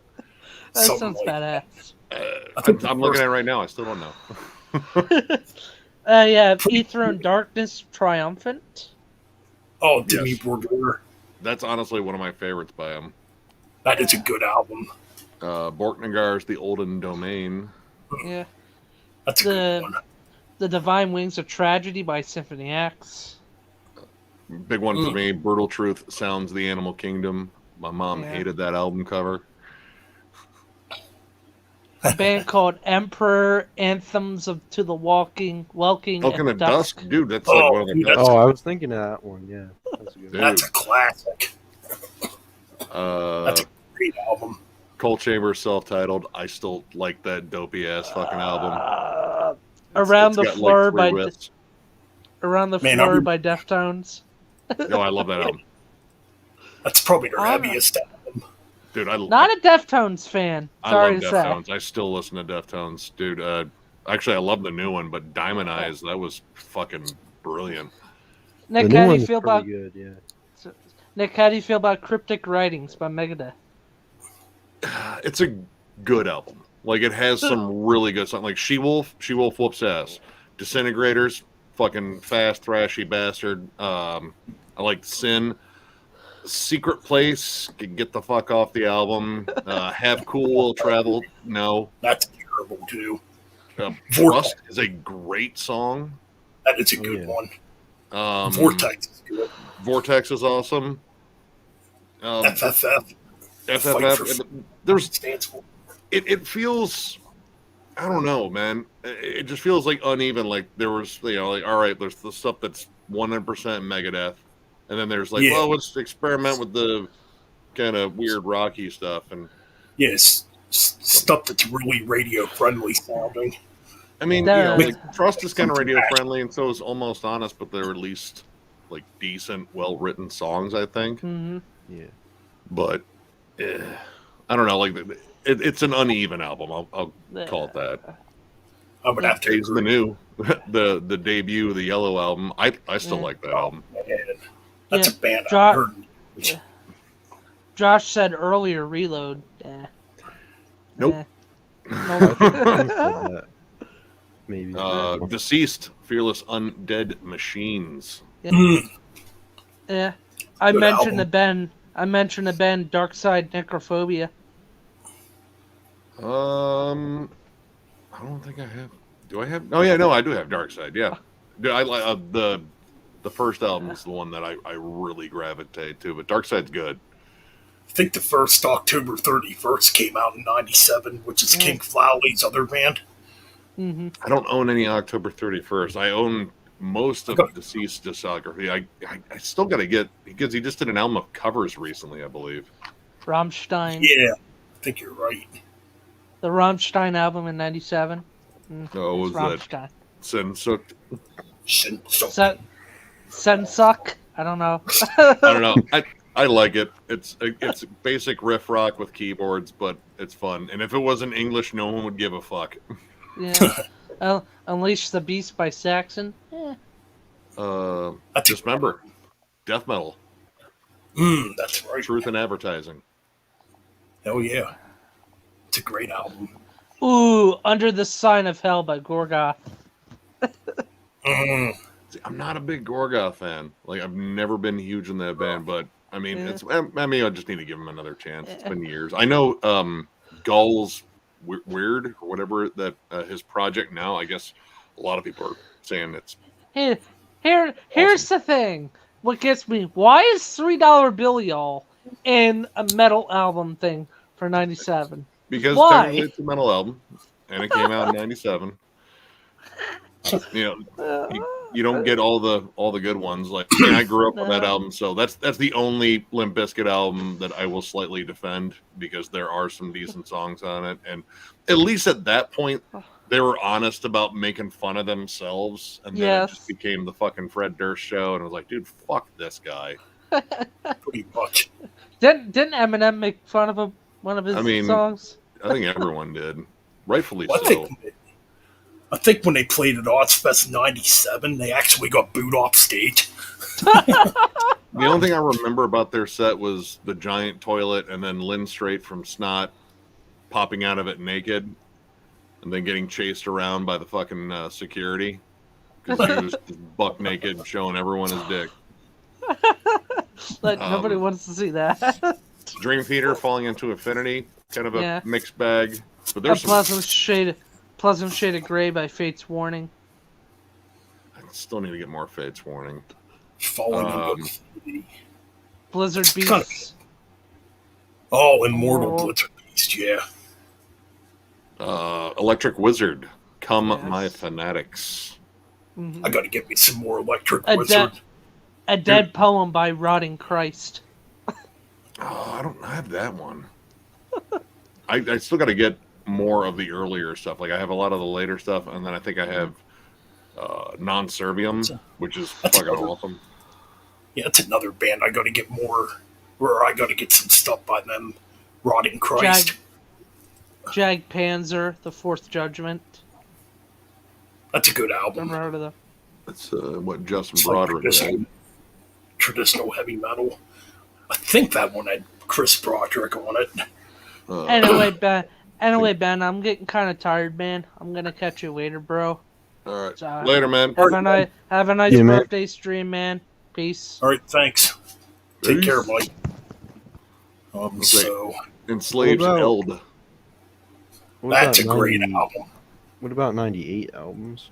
Oh, 98. Let's see what I got for 98. Iron Maiden Virtual 11. No. No, yeah, exactly. Big no. You had Killing on Adrenaline by Dying Fetus. Yes. Kill your mother, rape your dog. Yeah, it's a good one. All Out War for those who were. What was this one? For those who. Oh, god damn it. Come on. Crucified. There it is. Oh, Amon Amarth's debut was 98. One Step from Golden Hall. That's a good debut. Victorious March is still such a banger of a track. I agree. Angel Corpses Exterminate. Oh, God. Oh, that's a good album, too. That Angel Corpse album you just mentioned. Oh, I love it. It's like one of the most underrated death metal bands, too. You had Gallery by Cannibal Corpse. I was just going to say Gallery. Honestly, I think that one's an underrated one. Like a lot of Me too, man. It's one of my still favorites. like it. I was going to say I still like Yeah, it. it's one of my favorites. Dude, the instrumental from Skin to Liquid. Yeah. Oh, hell yeah, Dude. man. Yeah. Every Bone Broken. I mean, dude, there's good songs. Like when we ranked Cannibal Corpse, man, that was like one of the toughest ones because they're so fucking consistent. Like even their weakest album, I still like. Right. I can definitely see that. Yeah. I was going to say, man, there's really not a Cannibal Corpse album I don't like. Yeah. Yeah. But that was the shitty part. Like one of them had to be last. Yeah, that's the only bad part. I mean, I can imagine it's a tough ranking to do. Have you guys done a Cryptopsy ranking? Not yet, and we've been getting a lot of requests. Actually, I was just looking at comments on our channel, and someone watched the Incantation one, brought up Dying Fetus. Like, dude, I'd love to do Dying Fetus, but I know Dying Fetus is in the studio. So, if there's a chance to include another Dying Fetus album. Oh, okay. I didn't know that. Dude, I'm still weirded out by the fact that John Gallagher has a beard and hair. It I don't know, man. Like when I saw the pictures of him with the glasses on, I was like, is that Braun Daler? I saw pictures of him. I always thought he was bald. Yeah. Bald. I didn't know he could grow hair. A goatee. You know, he just grew out all his hair over the pandemic. It's like, well, fuck it. I don't know. Like I said, when I saw the pictures of him like running into Corpse Grinder and giving him a big hug, I was like, who the fuck is Corpse Grinder hugging? Oh my god, that's John Gallagher. Yeah. It's insane to me that they're a 3-piece and they can do all that crazy like technical shit. I mean, they're just a tight unit, and honestly, I think it took them a little bit because War of Attrition, I didn't think was that good of an album, but dude, as soon as they came back with what was the one that the one with the dude fucking dragging the body behind him? That Descend into Depravity. Descend into Depravity. There it is. Yeah, I was like, wow, hold on, they fucking just tightened up everything. Reign Supreme, though, I think is like one of the tightest sounding brutal albums out there, and yeah. John Gallagher is just good about throwing in catchy riffs that are brutal as hell. Like he knows how to keep it brutal, but you got to have hooks. Right. Yeah. That opening song on Reign Supreme is just insanity. Oh, dude. Like you hear those sweeps in the beginning, you go, "Yep, that's Fetus." Oh yeah, dude. Yeah. And then fucking Trey's fucking insane fucking drum fills. That dude is just nuts. Like he and fucking oh shit, Adam Jarvis from Misery Index. God, I was looking at 98 here. There's another Borknagar. Bolt Thrower's Mercenary. Not my favorite, but still, it's Bolt Thrower. Bruce Dickinson, The Chemical Wedding. Ooh, if anyone knows this one, Buzz Oven at a Loss. Sludgy, dirty. Oh, dude. Well, you know Weed Eater? Yeah.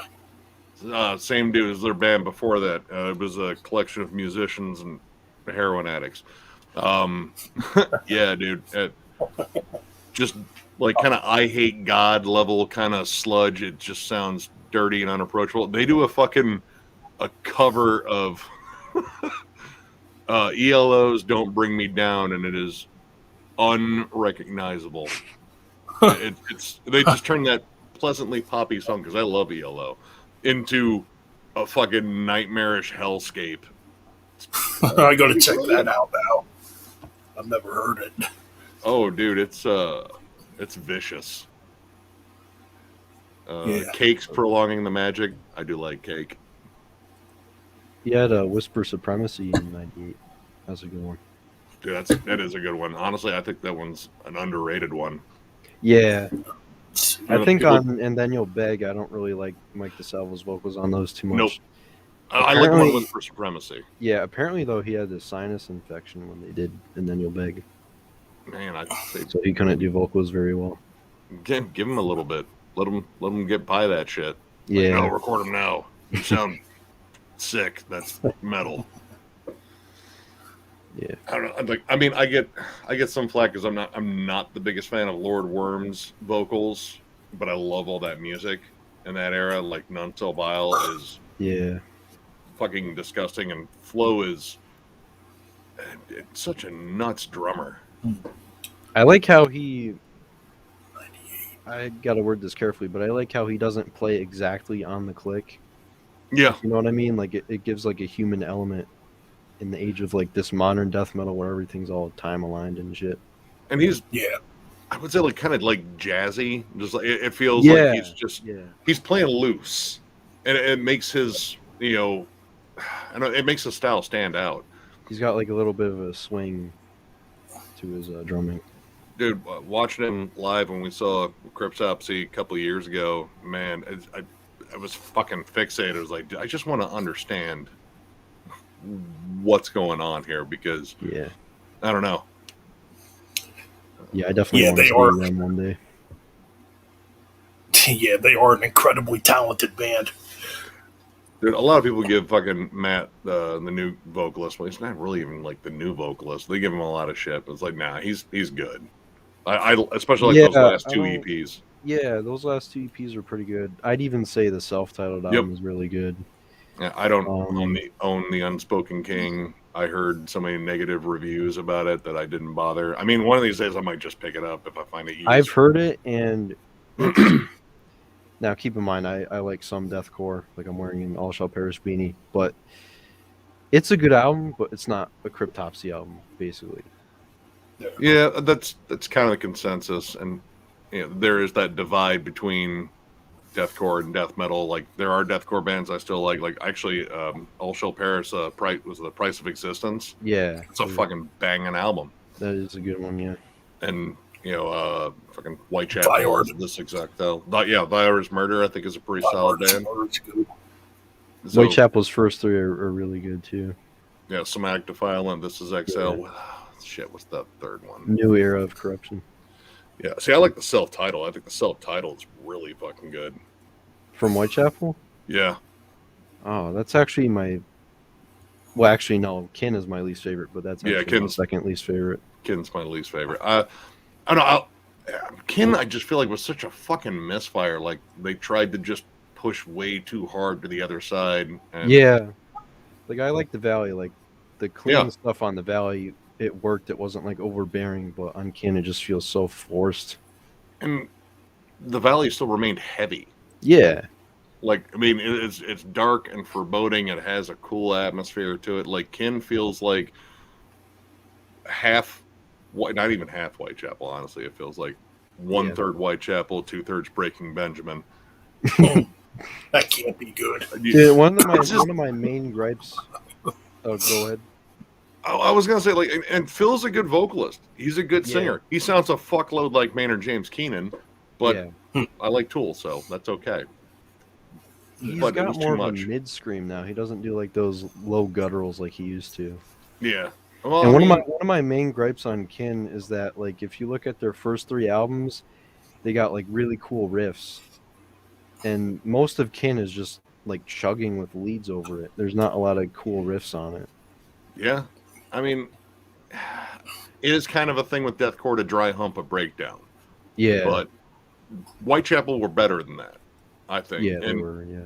I always look for, especially with Whitechapel, since they have 3 guitarists, I always look for reasons to justify them having 3 guitarists. I know, it's weird. Like, they're all tuned to drop A, well, drop G, those 2 most of the time. And yeah, when you tune that low, it kind of drowns out the bass, especially when you have 3 guitars.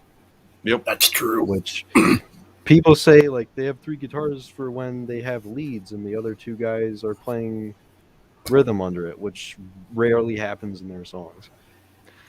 Yeah, most of they're both just chugging. I feel like they do it to just add extra heft, but then after a while, like, you have just mud, like heavy mud. Like, the bass on their debut album is completely inaudible. Yeah. And most of This Is Exile, too. But, yeah. I like this. This Is Exile made up for with some killer songs, though. No, yeah, they definitely evolved songwriting-wise on This Is Exile. Like, had more structured songs.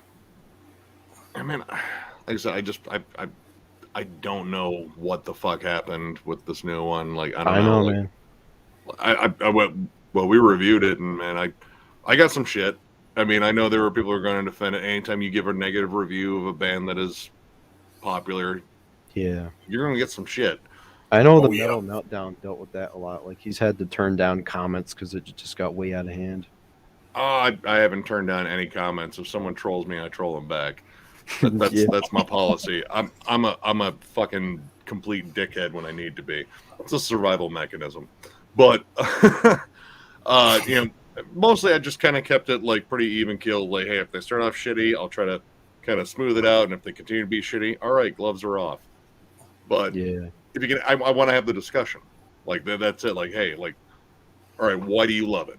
Give me your reasons. I'll give you my reasons why I don't love it, and see if there's like some mid ground we can talk about. But yeah, with Kin, it's just a lot of people that, you know, they're uber fanboys. They want to see their band get 5 stars across the board. It's like, that isn't always going to happen. Oh yeah, I mean, especially when the trolling starts going as far as to actually insult you. You know what I mean? Like, call you fat, old, gray. I mean, they're right, but you know, whatever. But I just diffuse them as like, so. I mean, if you can't argue your fucking point, then fuck off. You know, you can't make fun of me because your opinion doesn't mean shit if you're just gonna fucking try to troll me. Yeah, that's true. Honestly, though, I hope Whitechapel's next album doesn't turn out to be like fucking Nickelback or something. I'm kind of worried now. All right, see, but you can see they're at this like this point where, like, all right, there's a fork in the path, and we can go this way and play Rocklahoma, fucking main stage, or we can go back to playing clubs, but at least we'll have a diehard fan base. We know they'll always buy our albums because we remain consistent. Like, I get bands wanting to evolve and do different stuff, but there's bands out there that have made a career on like staying consistent, like, you know, Cannibal Corpse and Fetus and all that. Yeah, Whitechapel could definitely do that if they wanted to, but I guess they just don't. There's a way to do it, and I think it has to be like, if you're gonna broaden your sound, I think you got to do it slowly. You can't just like, all right, well now, we're singing all the fucking time. Like, I mean, one of my favorite examples to bring up is Mastodon. Like, I think Mastodon were smart. It was a slow progression, and then, you know, they became more accessible, but they still retained their sound. It was like, okay, now you still recognize this because all these elements were introduced earlier, just in pieces. That's a good way to do it. The bands that go like a hard fucking turn, you know, after one album that sounds drastically different, it's like you're taking a big chance, and fans are fickle. Exactly. You piss them off once, they might not buy your shit next time. That's true. But yeah, this new Whitechapel album like really sorted me. Like I was gonna go see them with Cannibal Corpse and Revocation, Shadow of Intent, whatever. I'm not sure now because this new album is just. Well, I want to really see Cannibal Corpse. So I mean, I'm probably going to go to that tour. I'd like. All right, I'm legit curious if they actually try to play like at least the singles from that album from Cannibal. Here's the thing. Yeah, they said they would play That soft might not be a stuff. good idea. Or no, not soft stuff. My bad. Heavy stuff. Because there's no way you're playing with Cannibal Corpse and playing Kin, the title track, or Orphan. There's no way. God, no. No. Dude, they will savage you. You'd get killed at that show. You. That's it. Like they're gonna just make fun of you the entire fucking time, dude. All right, like an example I saw this year. Oh, go ahead. Sorry. No, I'm just gonna say. All right, we got a ballad coming up from our Fuck your mother. We got a ballad coming up for a recent album. It's like when you get killed. No, go ahead, man. Black Dahlia Murder. This year they had Rivers of Nile on there. Speaking of a band that took like kind of a drastic shift in their sound, there were people booing them, you know, because they were playing a lot of stuff off of the work, which I do like that album. It was just shy of making my year-end list, but it's vastly different from Where the Owls Know My Name or anything they've done. It's definitely a hard turn to like a lot of different styles, but it still has stuff that's recognizable as Rivers of Nile. But when they were playing it, man, I was hearing fucking boos in the audience, like, you rude motherfucker. You know, so they're still put on a killer live set. But that's the chance you take. You know, I mean, they might not have been actual fans. They might have just been there. Well, we're here to see all the other fucking bands. But you know, especially when you're like an extreme, like a really heavy band, and you take a hard turn towards really melodic territory, it's a gamble. Oh yeah, big time.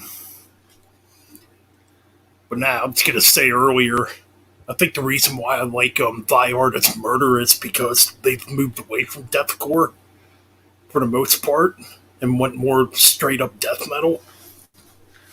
I haven't jammed any of their recent stuff. What was the last one I picked up? I don't even remember. Shit. I know the last album definitely had more of a death metal sound to it.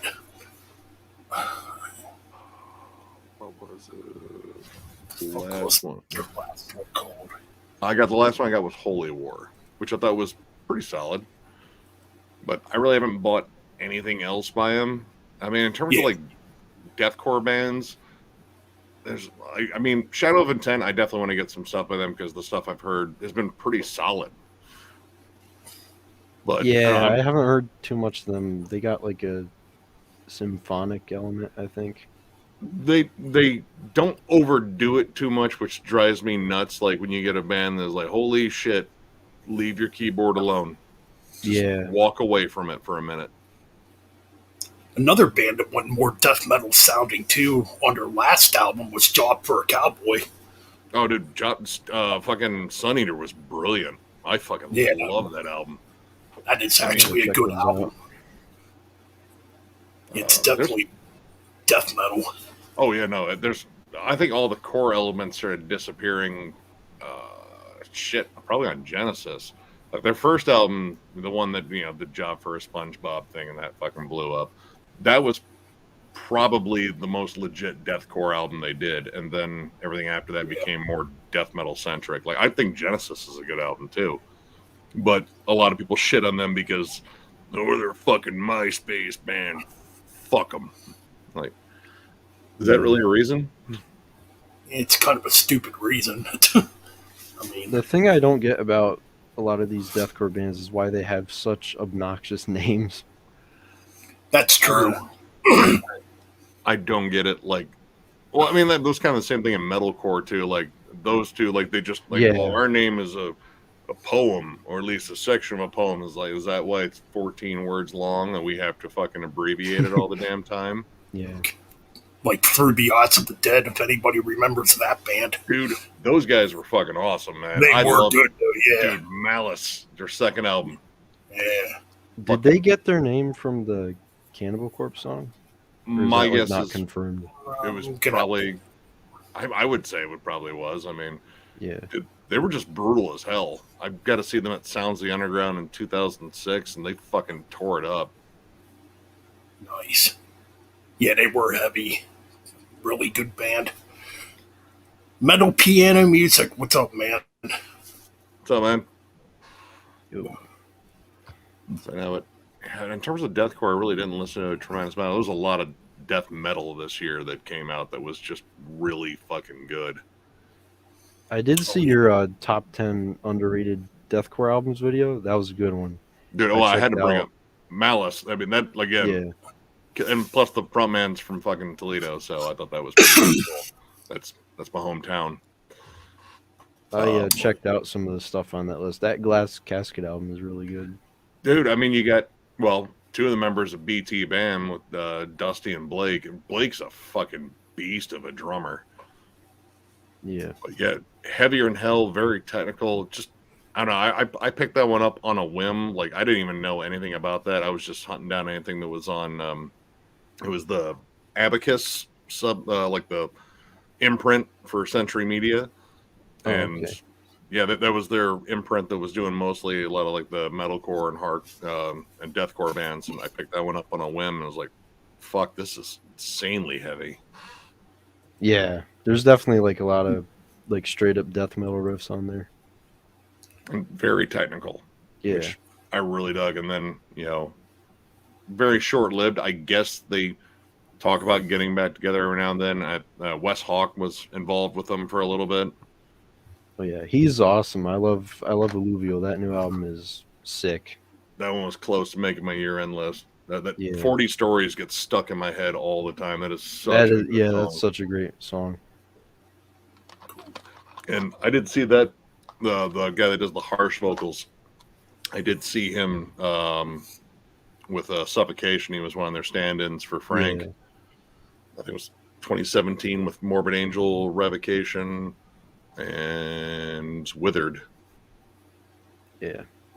That must be insane, like growing up listening to Suffocation and then you sing for them.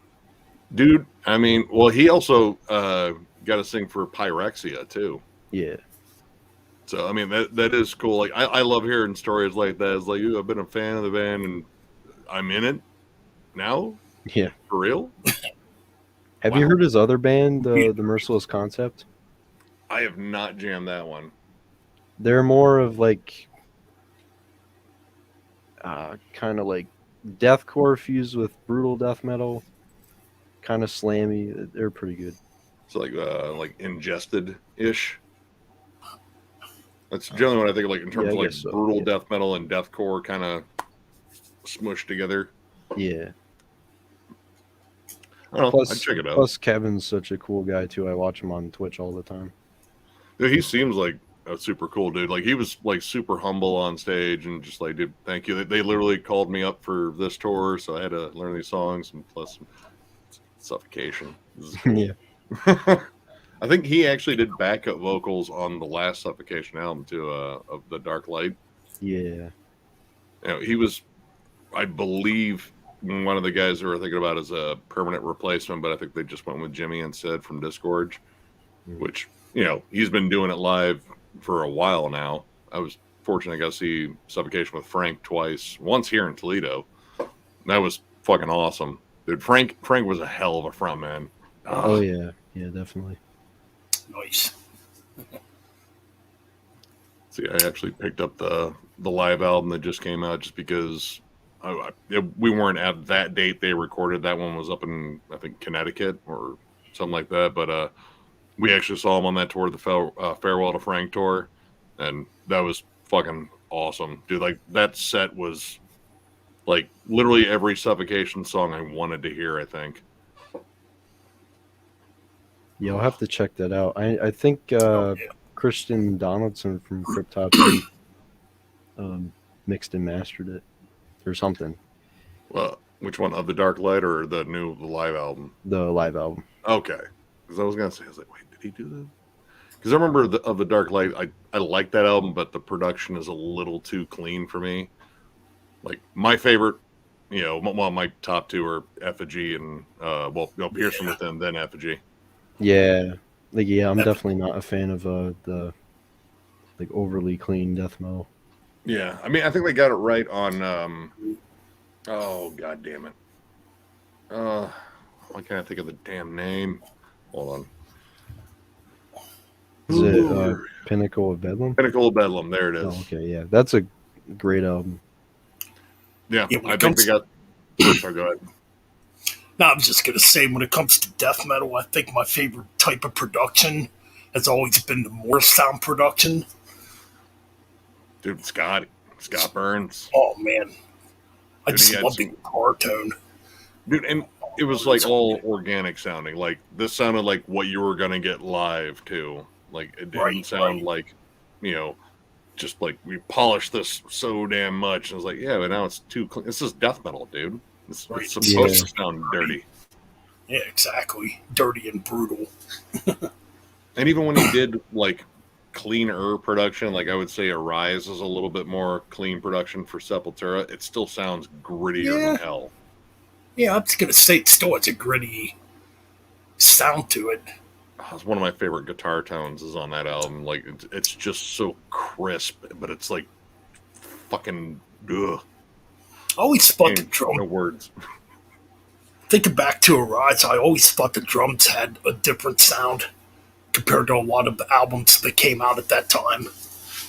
Yeah, that snare especially was this big, like a whip crack. Yeah. It kind of sounds like a whip or something. Like small arms fire. Right. Like they didn't use a snare drum. They were just firing off like fucking 9mm. Here's an interesting question though. What do you guys think of new Sepultura? A lot of people hate it. Sepultura. Like I can't believe how much shit I see lately. They should change their names. Like no, they shouldn't. It's theirs. Let them have it. Just stop it. Yeah, I think the first couple albums with Derek are a bit rough. Like Against, I don't really like too much. Same. Nation's kind of a mixed bag, but I think Dante XXI or whatever is a pretty good album. I love that album actually, dude. Convicted in Life that's such a banger of a fucking jam. And I like what's the album I'm thinking of? Chaos? Is it called Chaos? I think that's how you say it. It's a pretty solid album. That is a good album, though. It kind of reminds me of Chaos AD a little bit. I think in spots. It feels like that's what they were going for in that. Like, so let's just lay down the groove and bring the riffs. Honestly, Machine Messiah and the new album, I really dig those. Those are good. I actually kind of dig the last two albums. And honestly, I think within the last two, especially, like, really starting to see Andreas kind of like really emerge as a really like much better guitar player than I thought thought he was. Like he writes really creative riffs, and his lead play is very distinct, and he's showing off killer songwriting skills. And I know, go ahead. Andreas always did kind of have a unique lead guitar sound. That wah heavy, really distorted leads, but they were very tuneful. That's true, but like now he's like really showing that he can really play. And again, like the songwriting, and plus, fucking god damn it, I can't think of the new drummer's name. I forget. Eloy Casagrande. I think so. Yeah, he's a monster of a drummer. Yeah, I know, dude. He's like one of the hardest hitters I've ever seen. Yeah, no, I've watched the whole making of the new one, and dude, like he is just beating the shit out. And I think he's pissed about it too. Like every fuck up's like fuck. Oh! Like dude, easy man. I mean, you probably endorsed, so those drum heads you probably got a pile of them. Oh my god, yeah. Just an aggressive drummer. His blast beats are unique too, which I really like. That like there's kind of like a stutter on them occasionally. Yeah, I think I don't remember what song it was, but yeah, those are pretty cool. The I enemy. think it was on Machine Messiah. Yeah, the Machine enemy. Messiah, That's the one I maybe. think of because it has in between the D beat fucking kind of thrashy sections. He has that weird blast beat, like kind of like a Gene Hoglan like kind of blast. Yeah. But yeah, he's immense. And dude, I think Derek has actually become a much better vocalist over the years. There's still people that don't like his vocal style, but honestly, he can do a lot. And I kind of like that. And he also has some really cool lyrical concepts because like he's a big avid fucking reader about tons of different things, especially like, like sci-fi, dystopian societies. Yeah. And that Dante album was pretty cool too. Yeah. I mean, Yeah. that was all Dante's Inferno. Yeah. That one's not too bad. I dig that one. Like that was, sadly the last one with Igor, but like I said, doing all right. The one after that one, Alex or Alex, however you want to say that one was weird. Yeah, I don't have much memory of that album. It was another concept. They did a concept built around Clockwork Orange, and I don't know. Their 2013 album. I can't think of the name of it now. It has a really long title. Oh, the mediator between Yeah, the heart and Yeah, hands must be. That one's involved. actually- I don't know. that one's actually cut pretty heavy, from what I remember. They got Ross Robinson back on that one to do the production, which I hadn't heard Ross Robinson's name drop since Probably Korn actually or Slipknot, one of them. Slipknot, or actually no, it might have been Glassjaw. Because he left the whole new metal thing for a while. I want to do something different. I'm tired of everyone coming. They make me sound like Korn and Slipknot. Like I don't want to do that anymore. Yeah. But I wouldn't blame them. yeah, they wanted to kind of get the roots grit back, and I don't know. That album is technically proficient, but I don't think the songs gel that well. But Machine Messiah, everything just seemed to come together on that. And then they got oh fuck, the awesome Swedish producer Jens Bagren to do the production on the last two, and that dude just gets amazing sound out of people. I'm just gonna say the production sounds amazing on those two albums. Dude, he's done a ton of different albums. I'm gonna have to buy those. They're good. They're really good. Like Machine Messiah restored a lot of faith in Sepultura for me. Like, all right, I want to see them keep going from here. And Quadra, definitely good continuation. I think the last Sepultura album I actually ever bought was Warback, and I did not like it. That one's uneven. That's another one I would say is uneven. Like some of the songs feel incomplete, which really drove me nuts. Yeah. Like you're just gonna end right here. Come on. So, like, over the years, I would keep up on the albums, but I never bought anything again by them. But now with these last two albums, I'm definitely thinking about getting them. Yeah, I mean, honestly, that'd be one like just work your way backwards from Quadra. And probably Dante's. I would definitely get Dante's and Karos. Yeah. Yeah. But yeah, I think I just saw like an article. It was like Metal Injection or something like that, and it was an interview with Derek Green. Talking about like there are still people that say we should change our name, and we're not gonna. But it even says like, do I have tremendous respect for all the old stuff? Like it isn't as though like we're shitting on our old legacy that I wasn't there for, but I still grew up loving. It's. Max has his thing. Yeah. Let him. Dude, I mean, Max has got a ton of fucking projects. Dude, Go Ahead and Die fucking whooped so much ass. That's one of my favorites of 2021. That one just kind of broadsided me. Like, I was like, wow, holy shit, Fast and raw. dude. All those old Celtic Frost riffs, too. Ugh. Right. Really good. Yeah, that was a fun fucking listen. There's a lot of really good Soulfly albums. Yeah, actually, I really liked the last one. The last Soulfly album, I was like, because Archangel, yes. Yeah, Archangel was good. Yeah, Cavalier Conspiracy is usually pretty solid too. Yeah. But I really was not a fan of some of the like mid Soulfly albums, but that new one, Archangel, fuck, dude. When it comes to Soulfly, I'd have to say the albums I don't really care for are probably the first three. Well, just because they're more new metal sounding. Yeah, I mean, I don't know. I still have like a soft spot for the first one, especially. I mean, I like Primitive. Primitive was fun. But actually, it wasn't Archangel. It was Ritual was the last one, 2018. Oh, Ritual.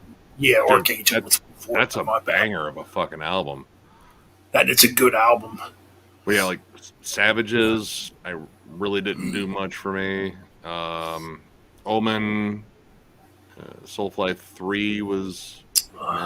Enslaved was awesome, though. That freaking album was really good. Freaking World Scum. With the blast beat. Dude, and the fact they got like kind of that almost Chaos AD sort of artwork on there, like as soon as I saw what the cover's gonna look like, it's like, dude, I'm getting the old feels again. I thought Dark Ages was pretty good too. That rough. That was Max. Yeah, that's Max going back to more like aggressive type of songwriting. Definitely a lot of like hardcore influence on it. I mean, you know, Max loves him some fucking Discharge and shit like that, and it was good hearing all that come out again. That's where all the new metal stuff really started just sort of fading out. Well, that Prophecy was less new metal, like something like Living Sacrifice. That's a good album. What's the other one? Conquer. Conquer was good. Dude, he had a fucking what's it? David Vincent. Dave Vincent, yeah. Blood, fire, war, hate. That's Max loves repeating those words. I mean, Hatriot's a good band. Yeah, I like Hatriot, which would be Zetro's kids band. Okay. I see Zetro. Oh man, we got a lot of shit for saying. Well, I'm still not a fan of Zetro's vocals, but I love the music that it's over. So yeah. It's one of those, like, I'm not the biggest Bobby Blitz fan, but again, I can't picture anyone else singing for Overkill because it just wouldn't feel right. Right. Nah, not at all. Yeah. Didn't Igor and Max do like that thing where they played Beneath Their Remains and Arise? They did. Well, they're doing that for MDF next year, which I'm super excited about because I mean. Dude, like one of the coolest moments of this year was when we saw Soulfly and Max recognized us because he was actually on our fucking channel. Like he wanted to meet us and bullshit with us, which was mind blowing because that's one I've held in high esteem for a long time because I'm old. But yeah, he saw us in the crowd. He was wearing a Thralls t-shirt. And I was oh my God. And he pretty much dedicated Arise to us. It was like, I might shit or pee or come and vomit. I might do all of those. But it was surreal. I get to see that too. This is Arise for Thralls of fucking Metal! Dude, he shouted us out there, Thralls of Metal! Because he says trolls. He's like, guys, check them out. I'm like, fuck yeah, dude. Yeah. That's badass. Like, yeah, it's awesome.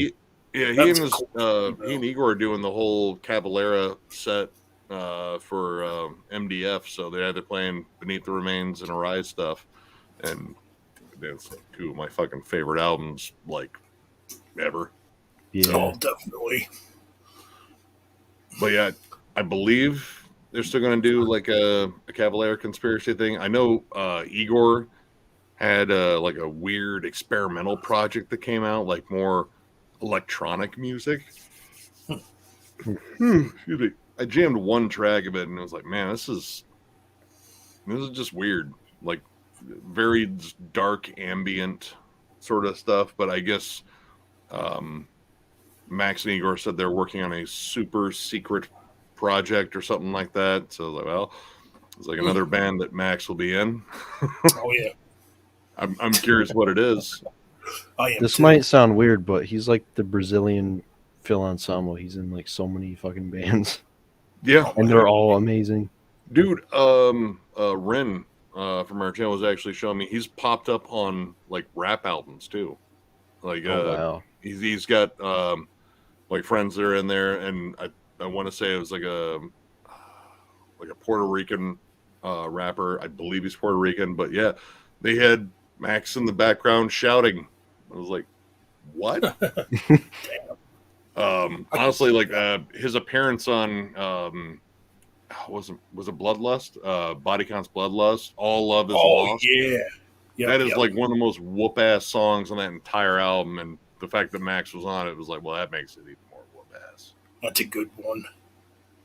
I mean, he was on Probot. Dude, and Probot is. I love that album. That album, like, I mean, I love Foo Fighters. I still get Foo Fighters albums every time they drop. Dave Grohl is one of the coolest dudes in music, and I love the fact that he doesn't hide the fact that he's still a metalhead and he still listens to a lot of that shit. Right. Yeah. Which is cool. Oh. Yeah. Weird. Give me a second. I'm going to go grab another drink. I'm going to grab a smoke, and I'll be right back. Get this one, too. All right. So. All right, Speed King, take care, man. Thanks for dropping by, dude.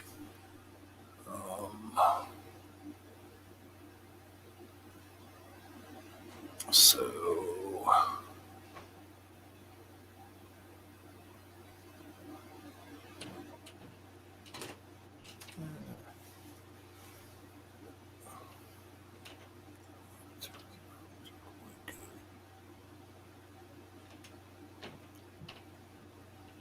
Oh yeah, the Cavalier Conspiracy albums, they are good. Especially the last one.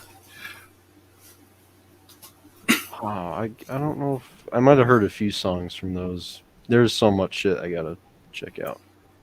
Oh yeah, there's I mean Yeah. I'm still checking shit out, dude. It never ends.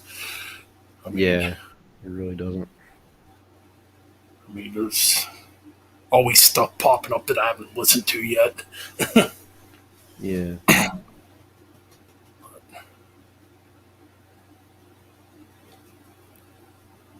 So, I think we were talking about 1998 releases before that.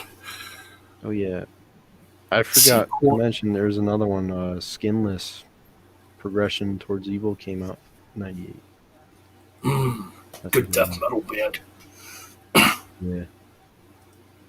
I think the first Nile album came out in 98, Amongst the Catacombs. I think. Oh, okay. Yeah. Chaos Spirit by Meshuggah. Mm. Follow the Leader by Korn, obviously. Diabolus and Musica by Slayer, but who really cares about that album? I agree. That's. I mean, I bought it back when it came out. We'll have to get Nick's opinion. I don't think he likes that album, though, does he? Probably not. I think God Hates Us All is way better, though. I agree. It's a way better album. It's got some like new metal-ish type stuff on it, but it's still like a really killer album. But it's like good. It's yeah, like, it's more like groove metal. Better metal, yeah. It's combined like better with thrash. Right. Like fucking Disciple, Payback. Those are just killer tracks. Especially Payback. That's like classic Slayer. Payback. Oh, Payback's a bitch, motherfucker. Yeah. That's a good one. Yeah, that one's just classic Slayer. That was a really weird day, though, when I bought it, because, I mean, it came out on September 11th, and I had it pre-ordered. They had two albums that came out on that day, because didn't Repentless come out on 9/11 as well? You know what? I think you're actually right about that. Yeah, that's kind of weird. They had two albums out on September 11th. That is freaking weird. Yeah. I guess it's just the way release dates line up or something.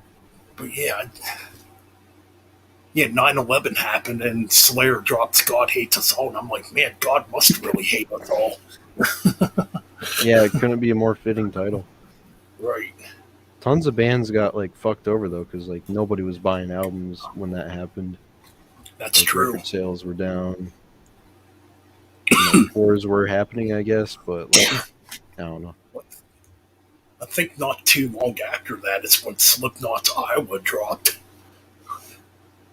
Actually, I think Iowa came out in August, like the end of August. You might be right about that. Yeah. I remember getting it at the time. That is still my favorite Slipknot album. Oh yeah, Like, definitely. that was my introduction to them. There's like straight up death metal stuff on there.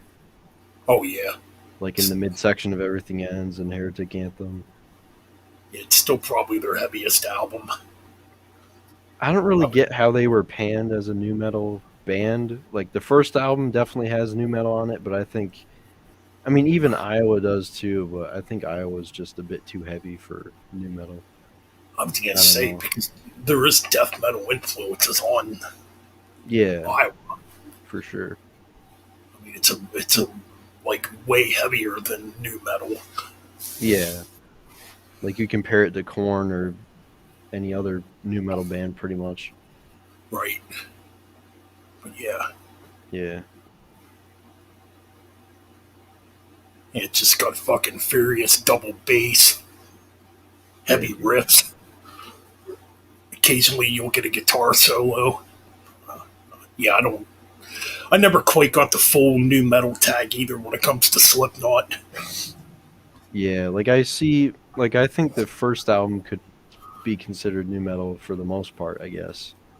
Because there is more samples on there. There's a bit of rapping. But speaking of them, I did see they dropped a new song about a month ago. Yeah, it's okay. I don't know. It's good, but it's nothing to lose your mind over, I guess.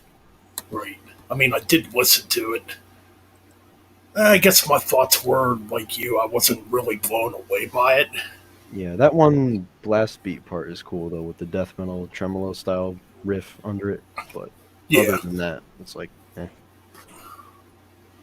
So I'm not really into Slipknot anymore, to be honest. I don't blame you.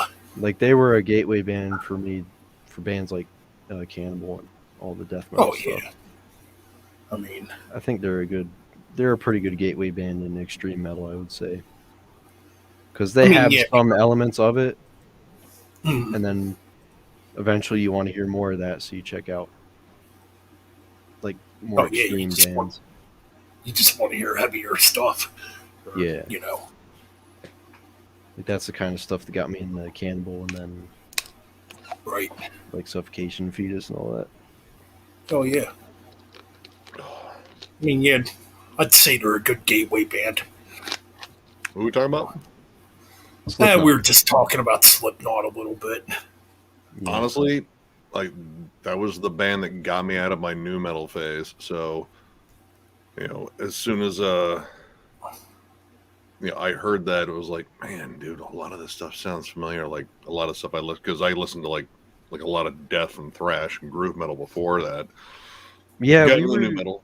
Yeah, we were saying that. Like, I always thought Slipknot was, especially Iowa, was a bit too heavy to be called new metal. I mean, it's kind of new metal in name only. Yeah. But they got a DJ. I guess you got to call them new metal. Yeah. But, dude, the riffs are brutal as hell. They're definitely more death metal oriented. I mean, Mick Thompson makes no bones about his love of death metal. Like, he constantly said that. Yeah. And even the first album, like, you get like songs like fucking Ior with fucking flat out blast beats, the breakdown and surfacing, like it's a flat out death metal moment. I think their first album is their most new metal album, I would say. But it's still brutal. That, like, definitely. You put that like side by side with a lot of other new metal acts, like it's like this is. Yeah, it's like way too heavy to be. Even another example of that would be like, I think Chimera's debut, Pass Out of Existence. It's got new metal influence for sure, but I think like there's a lot of crazy double bass, a lot of cool fills. Andals was a solid drummer. Andals is amazing. Oh yeah. Dead Inside. Yeah. Severed. Yeah. Like, dude, there's again like a lot of that, almost like kind of like elements of like the early metalcore stuff, like Earth Crisis, kind of peppered in there too. Yeah. Right. And I could definitely see that as a good like gateway into heavier bands too. Like occasionally you had some clean vocals, but Mark Hunter was all about just growling his guts out. Yeah. Impossibility to Reason, fucking That's an sold me. amazing album. Yeah, for sure. Dude, I love that. From Impossibility to Reason, self-titled, and Resurrection, like that's my favorite era of Chimera right there. Oh Like, yeah. those albums flat out agree. whoop ass. Especially the self-titled. Dude, That's a good one. Yeah, that's a really good one. dude, Save Yourself. Oh, dude, the riff that carries that, dude, so good. Rob Arnold's solo in that song is just impeccable. Like it's Dude, and they put on a killer live show too. I got to see them like 3 or 4 times, and dude, they killed it. I mean, it's sad that they went down the way they did with everyone splitting. I mean, yeah. it seemed like it was centered around Mark Hunter, but I was looking forward to actually seeing if I can get a chance to see the reunion show when it happened, but I couldn't get out there in time. The one in 2017? Yeah, when they were playing it, I think it was the Agora in Cleveland. Yeah, I think that's where they always did the Christmas ones. I'm pretty sure. Yeah, probably over on the smaller stage, I would assume. I don't know. They might have done the bigger stage. They were going to do a Christmas show in 2020, but obviously COVID happened. Oh, So God. there's a chance they'll come back, I guess. Maybe. I know Mark Hunter had cancer for a little bit, but he recovered. So, Yeah. yeah. I don't know. I mean, I have no idea. Like, I don't even know what Rob Arnold's done here lately. I know he was on 2 6 Feet Under albums, which, yeah, those happen. Honestly, I don't know how you guys feel about this, but that album they did with him, Undead, I feel is actually pretty good as far as 6 Feet Under goes. I haven't jammed much of them just because I only own Haunted, Oh. and yeah, after hearing because oh my god, that new one, fucking. I love your guys' review of that one, dude. Dude, Garage Bar. I listened to it 3 times before we sat down, and the first time I heard that opening on the rotting, I literally laughed so hard I started getting the little sparklies in the eyes there. Like, I think something's busted. I'm laughing too hard. Like, I doubled over. Like, I almost fucking fell over laughing. Like, dude, who the fuck just okayed that in the studio? Like, it's Barnes. I'm pretty sure. I was like, sure, whatever you're doing is great, Chris. You're the He guy. can't even do a death growl at this point. Like his voice is. Oh no! There it is. I'm nailing it first try. That's how it sounded the entire. What was it? Dead girls don't scream, or I don't give a shit. Oh, Drink man. blood, get high. Yeah, dude. Fuck it. Oh, drink Every lyric he uttered just screamed, "Fuck it, I don't care." Zodiac, something. I read it in a book. I That part when they have his vocals soloed. Why the fuck did you ever? Why would they ever make a decision to have his vocals soloed? I have to think, like someone in the comments of that video forever ago, pretty much like he said pretty much what I thought was that there are some artists that think their vision is perfect, is without error, and well, I mean, Chris smokes like a garbage bag full of weed a day. I know. Yeah. So, yeah, and I mean, I just it had to be just him, and then everyone else like, yeah, man, it's just as long as the check clears, dude. Yeah. Even instrumentally, that album's not very impressive. Like it's very generic. And like the fact that he has like some top-notch players in there, like like Jack Owen. Jack Owen's a fucking riff guy, man. Like a lot of the riffs feel fucking bland. The other dude played in Cannabis Corpse, and he's solid. The bassist is from fucking Brain Drill. Yeah. Yeah, it's like Lord He's like Marco. on drums, and he's just doing the most basic shit Yeah. on there. It was like, I mean, of course, you know, if they let Lord Marco fucking loose, it's like, there's no way Barnes is like, well, you're going too fast. I can't cough that fast. I'm going to bring that in as a new vocal. I can't do this like I could back in the Cannibal days. And like, there's something to be said for, like, you know, everyone that's like worked on trying to find ways to do harsh vocals safely so you can preserve your voice, because Barnes certainly fucking didn't. Well, smoking is one of the worst things you could possibly do. Oh, I know. Yeah. But your vocal cords. Yeah. and well, he also was like really pushing himself to get those lows, because they didn't, like, you know, because like a common thing to get, like, you know, lower sounds, we'll just tweak with the mix. You know, that's how Bill Steer got the super low fucking vocals like on. shift it. Yeah. Oh yeah. So Barnes didn't do it. Like, no, I can go lower, and you know, eventually that wore out the live touring, and you know, him not trying to find a safe way to do that. And his vocals were shot by maybe the second, like, Warpath, I would think. Like, after that, like, you really hear, like, they're worn out. Warpath was pretty bad.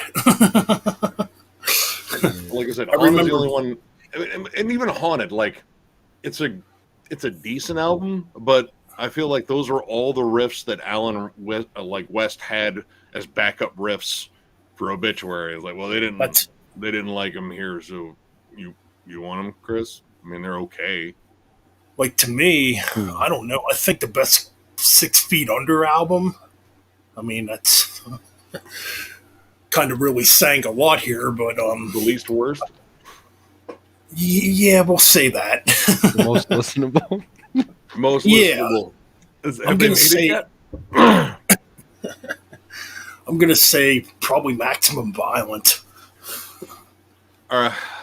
I do like Ice-T's bit. Or is that one on that, or is that on True Carnage? Oh, that was on True Carnage, I think. Okay, all right, that one, all right, because like I said, it just. Wait, no, wait. Maximum Violence is that the one with snakes on it? Snakes. I think it's been a long time since I've listened to it. I just thought the riffs were okay on that album, not really the vocals. I mean, again, he's always had, like, he knows how to accrue talent. It's just when it comes to, like, you know, getting them to write songs that, I mean, because I have to think, like, they're just doing what he says. Like, this is what I want. It's basic. It's boring, but I can do that. And the check will clear. It's pretty much what it seems like. Well, I was saying earlier, like, I think the album that he had Rob Arnold write, Undead, is actually pretty good, and his vocals are actually pretty tolerable on that album. I've jammed a bit of that, and I mean, I'd have to agree. Like, it's definitely better than a lot of the more recent output, especially. And I think did he have Matt DeVries on there too from Chimera? I think. Yeah, I think Kevin. Yeah, I'm pretty sure Kevin Talley played the drums on that album, and then I think Matt DeVries did the bass, and then Rob did the guitar. So he pretty much had like 3 members of Chimera come in. Yeah, and dude, Kevin Talley is a fucking beast of a drummer, but I imagine he probably didn't have him do too much. Yeah. The first time I saw Suffocation, Kevin Talley was on drums for that drum tour. parts on that album, but yeah. I think the riffs on that album are really cool, though. Like, Rob Arnold is a super fan of early Cannibal and 6 Feet Under. I think the guy definitely knows what he's doing. He breathed new life into that band, I think. They probably should have kept him. Well, I mean, Barnes did his best to exhale all the life out. And... Instrumentally, at least. Definitely not vocally. What are you talking about? I'm fucking amazing. Dude, my voice got so, because I couldn't help but to not just like imitate him, like, Chris Barnes. I just do that rambling. My voice got fucking hoarse from doing that so damn much. I could imagine. Dude, we got so many comments. I was like, dude, love your fucking Chris Barnes impersonation. And since, I forget which video. I think it was good songs on bad albums. I did one for Megadeth. I'm not a big fan of The World Needs a Hero, but I do like Return to Hangar. Yeah, that one's cool. But, you know, I did a Dave Mustaine impersonation. I was like, no, that Dave Mustaine's good too. I was like, oh shit, I'm gonna have to do that one occasionally. All right, I'll do the Dave Mustaine one. I'm interested to hear what that new Megadeth album will sound like, though. I'm very interested. I do. And after, did you see the whole teaser thing that he did for? I think it was Cameo. Like it was like a Happy Holidays cameo he did. Yeah, I didn't see that. It sounded pretty. Yeah, he played like 12 seconds. He just says like, "Well, I don't have an instrument on me, but I can play you a little bit of the new Megadeth." And I forget what the name of the song was, but dude, it sounded thrashy as fuck there for that 12 seconds. I got to hear it now. I'm definitely going to check that out. It's 12 seconds, but I mean, dude, like honestly, the biggest wild card on there is Dirk. If he's letting Dirk be Dirk, because Dirk's a beast Megadeth album. Yeah, and I mean, I think even Kiko actually has some writing credits on this one. It wasn't all just Dave Mustaine. Yes, Life in Hell. I think that was it. Like Life in Hell. Yeah, Life in Hell. Yeah. Yeah. Dude, it sounded tight. So, I didn't get to see them because I saw the Hatebreed Trivium Lamb of God thing, but I didn't get to see Megadeth because it was a long drive and I was busy the next day. But yeah, the general consensus was that Dave didn't really sound too great. His vocals are shot. Like, I mean, granted, you know, it recovery cancer, but his vocals have been shot for a while. Yeah, it's been for quite a while. Yeah. Like, when I saw him in, was it 2017, the tour with Meshuggah and Tesseract, yeah, he didn't sound great there. I mean, you know, years and years and years of doing that, and Dave knew how to abuse his body. Like he was a fucking professional there for a while. Oh yeah.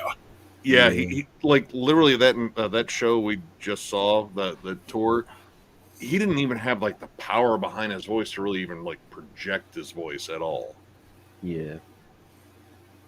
So it was when Kiko and the bassist came in to, you know, sing with him. Like, okay, now we can. Well, I can at least hear vocals. Yeah. The rest of that show was great, though.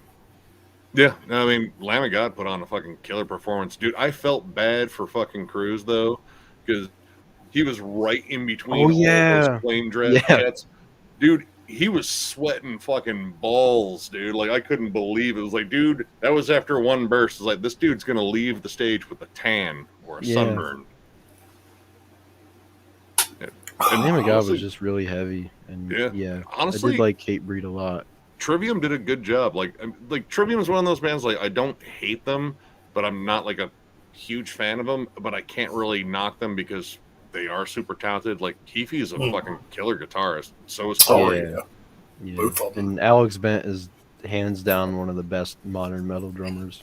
Dude, like when I was watching him play, it was like, dude, this like just his style reminded me so much of Gene Hoglan. It was like, dude. I think he actually was taught or something by Gene Hoglan, did like some lessons with him or something. That makes an unbelievable amount of sense. Like, it's like just like watching his cymbal accents and like how he was moving around. It's like that looks so much like Gene's style. Yeah. Right. And yeah, dude, Hatebreed had fucking fun up there, dude. That was awesome. Like, dude, they pointed out some dudes in the crowd was like, I know you guys were at a party because you guys were out in the fucking parking lot tailgating at 11 a.m. So you're nice and drunk. And dude, Josta has a mullet, and whatever. I guess he says like, yeah, I'm gonna keep it. I fucking grew it out. I'm gonna keep it.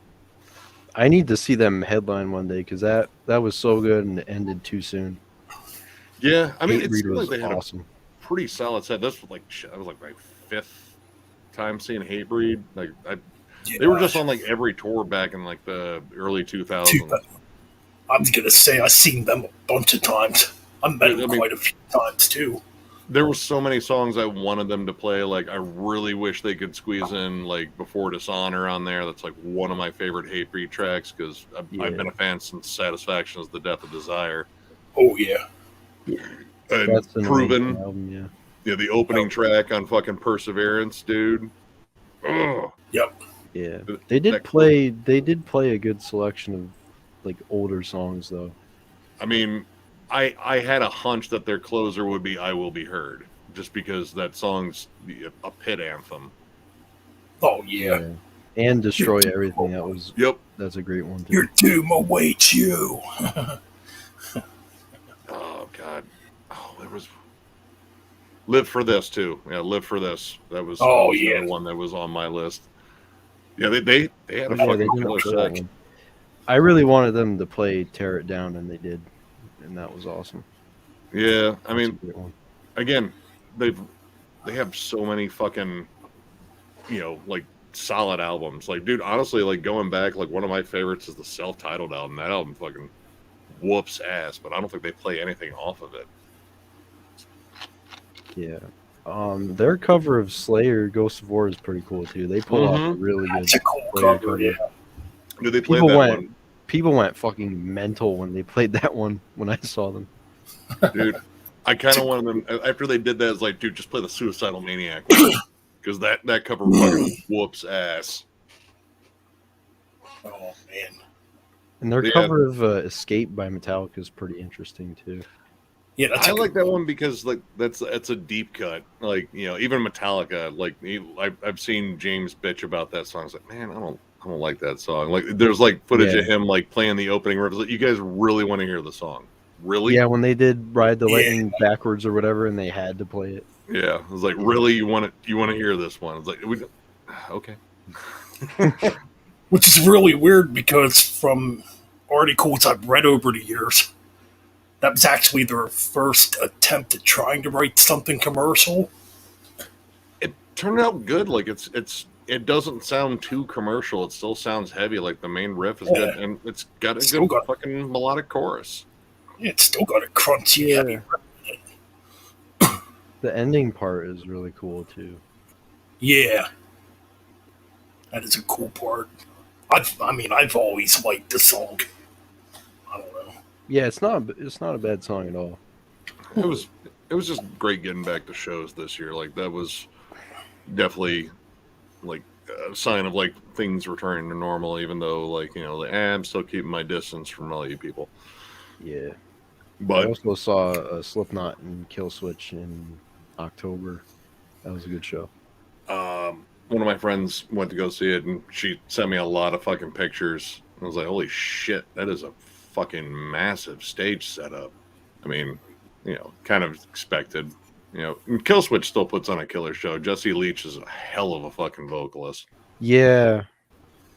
This is very controversial, but I prefer him over Howard.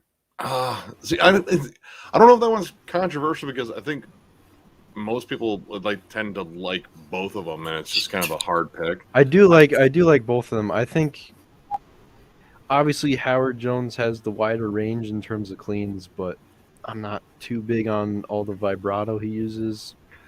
I don't know. I mean, that's like kind of like that love of like classic metal. Yeah. And, I mean, he's really good at it. It's a powerful voice. But Jesse's like a really good crooner. Yeah, and I think Jesse's screams are like more aggressive. Yeah, well, he hits that higher scream better. Like, there's Howard kind of has that more mid-range bark, kind of a classic hardcore bark. But I mean, they both had caliber albums. Alive or Just Breathing is, I think metalcore gold. Yeah, that's my favorite metalcore album of all time. And I think And a Heartache is fucking amazing too. That one's good too. Yeah. So I mean, I don't know. You got your choice of two good singers at least. Yeah. But now we gotta hit up Exhumed, Creeping Death, Enforced, and Bewitcher. That was a lot of fucking fun. Bewitcher fucking whoops ass live. Enforced, we found out are actually fans of the channel. We ended up bullshitting with them and hanging out, and They got to give fucking John shit for putting Altars of Madness at number 6 in his Morbid Angel ranking, which we still do a lot. Yeah, really, what the hell? That's still, like, I think the hardest take, other than he had Celtic Frost's Cold Lake above 2 Megatherion, which was like, I don't... What? What? Yeah. Well, that's interesting. It's always interesting when people have, like, really hot takes. Do you guys have any metal hot takes? God. Well, I mean, all right. My hottest take so far on the channel might have been me having Testament Souls of Black as number 1. But I have like a big nostalgic connection to that album. Like I jammed the living shit out of it. Like that was the only one I was like, I don't think I need to jam this. I know every single moment, and the solos fucking flat out win me over. Those are some of Skolnick's best solos. I agree. That's a great album. But it kind of flies under the radar because, you know, it just kind of for most people, like, it's a decent album. Like for me, like, no, this is like top tier Testament. But yeah, I mean, in terms of like, I don't like in terms of like hot takes. Oof, I don't know. I don't like in terms of like bad albums that I can defend or anything like that. I don't have a lot. Trying to think. I have a hot take for Killswitch Engage. Their album As Daylight Dies, a lot of people's favorite, but I could personally never get into it. I think it's a decent album, but I mean, I think it's just so overrated. Like I've tried to listen to it a few times, and it's just pretty boring. I mean, the thing that started driving me nuts with Killswitch was the over positivity on all the lyrics. Like, you can do this, things are gonna be good, they're all right. It's like, dude, maybe tell me they're gonna be shit. I'd feel better about that. I don't know, like that drives me nuts. Like, I mean, but it's awesome for people to connect with. Like, if you're feeling bummed out, there's a Killswitch Engage song out there that'll tell you that you can do it, and if that raises you up, that's fucking awesome. Yeah, that's true. Yeah. Yeah, I'm just a fucking pessimist. I can't. I definitely think the negative themes definitely fit metal more. I would say because it's got to be dark. Big time. God, but there is a place for bands like Killswitch and Hatebreed to have more positive lyrics. I would say. Yeah, I mean, Hatebreed is all positive lyrics, but it's delivered so aggressively. Yeah, you don't care. Yeah. Funner to write about dark stuff. Yeah. And to write about how fucked up the world is. I don't know. Yeah. It's easy to spot the negative because the negative usually just kind of fucking jumps right out at you like, holy shit, that's fucked up. Right. God. I'm trying to think of some hot takes I have. I don't know. Man, I might be the most mild-mannered fucking metalhead out there. Yeah, I'm sitting here trying to think too, and I can't really think of much. One I have for Trivium is their second to last most recent album, What the Dead Men Say. I don't know, it's hard for me because I kind of like all their albums, but I would say that's my least favorite one. Just because I don't think it has a lot of re-listen value to it. See, I don't know if I don't think I've listened to that one. But yeah. I listened to it once and it didn't really grab me that well. Yeah, like I like the singles on it, but there's like Bleed Into Me and Scattering the Ashes are just like commercial songs and they're really boring. Silence in the Snow I don't really care for. Dude, there's a lot of people I know that really like that album. I think it's a decent album. They had to go softer because Matt blew out his voice and he couldn't scream anymore. True. I think it was an admirable attempt at like still trying to be heavy but being more melodic. I mean, some of the music's still pretty cool. But, it's just really kind of weird to hear like a really chuggy riff and Matt's not screaming over it. That's my main gripe with that album. Yeah, well, I mean, they definitely did more with the clean vocals on the Crusade too. Yeah. Man, I'm trying to think if I have any fucking real spicy takes here, man. Shit. Slipknot, all hope it's gone. Don't like it. I like it. I still like that album. A little bit more commercial, but I don't know. I like Colin Richardson's mix. I think Snuff should have been taken off that album personally. Yep. Snuff is a Stone Sour song. Let it be a Stone It is. Sour song. Thank you. I agree. It's definitely, dude. When I first heard it, I thought it was Stone Sour. This would have been way back in like I don't know 08 or 09. Even Dead Memories is like it's sort of heavy, but it's more like Stone Soury. It still has like enough of the extra percussion and such. Yeah. On there. Yeah, but it is definitely a softer one. Yeah. But Gematria, the Killing Name, and the title track are just rippers. Dude, the title track the title track is like skin. Not quite a death metal song, but almost. Damn Close. Yeah. And Me Metal Mike's back. And What's going on? Sarcastrophe on the Grey Chapter is another heavy one from Slipknot. Yeah. The Grey Chapter actually has some songs that I really dig. And I like that album got a lot of shit, but I really like it. I think Pretty underrated. I think people gave it a lot of shit because Joey wasn't on there, but I think Weinberg did a solid job on that. Actually, I like his drum sound more than Joey because Joey always had that super clicky bass drum that kind of drove me nuts after a while. But stupid good fucking drummer. Yeah, I agree. God. And I think Jay is a really good drummer. No, he's fucking solid. Like, yeah, people shit on him because he's not Joey, but I think he's awesome. Man, I cannot think of any spicy takes right now. I mean, it's not even a spicy take. It's still kind of a debatable one. Like between Rust in Peace and Peace Cells, I always go Peace Cells. I love Rust in Peace. That probably be my number 2. But it's like, how could you pick anything over Rust in Peace? I could see that. Oh.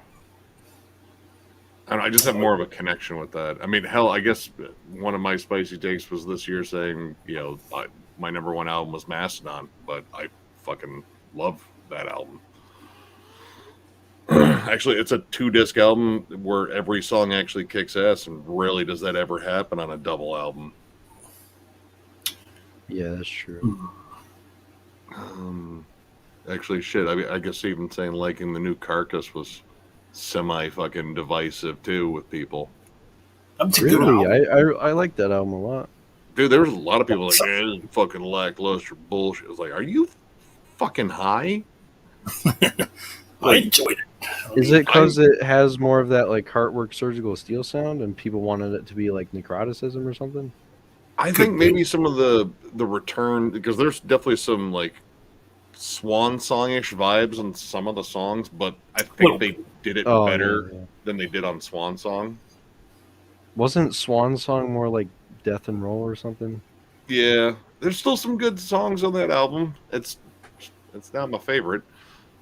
Yeah. I really like the new At the Gates album too. Like, I guess that was kind of a hotbed too, because they were like, "Well, it doesn't sound like Slaughter of the Soul." It's like, yeah, it's because they already did that. So Yeah, exactly. they're doing something new. It's what fans got to kind of change over time. But I like the fact they embraced a little bit more like proggy like material, like the song I think it's "The Fall into Time." Wow, like very progressive sounding.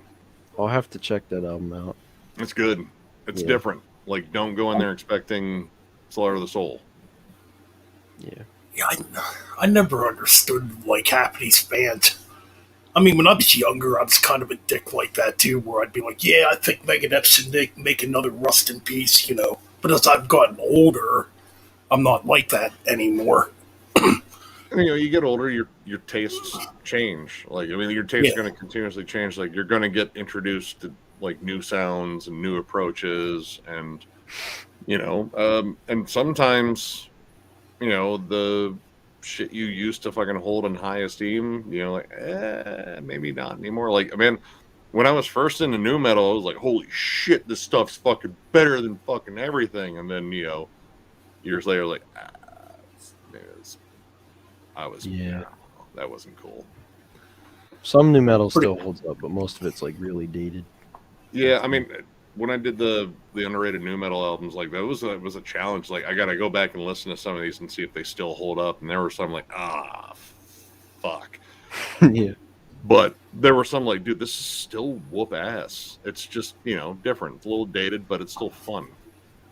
Yeah.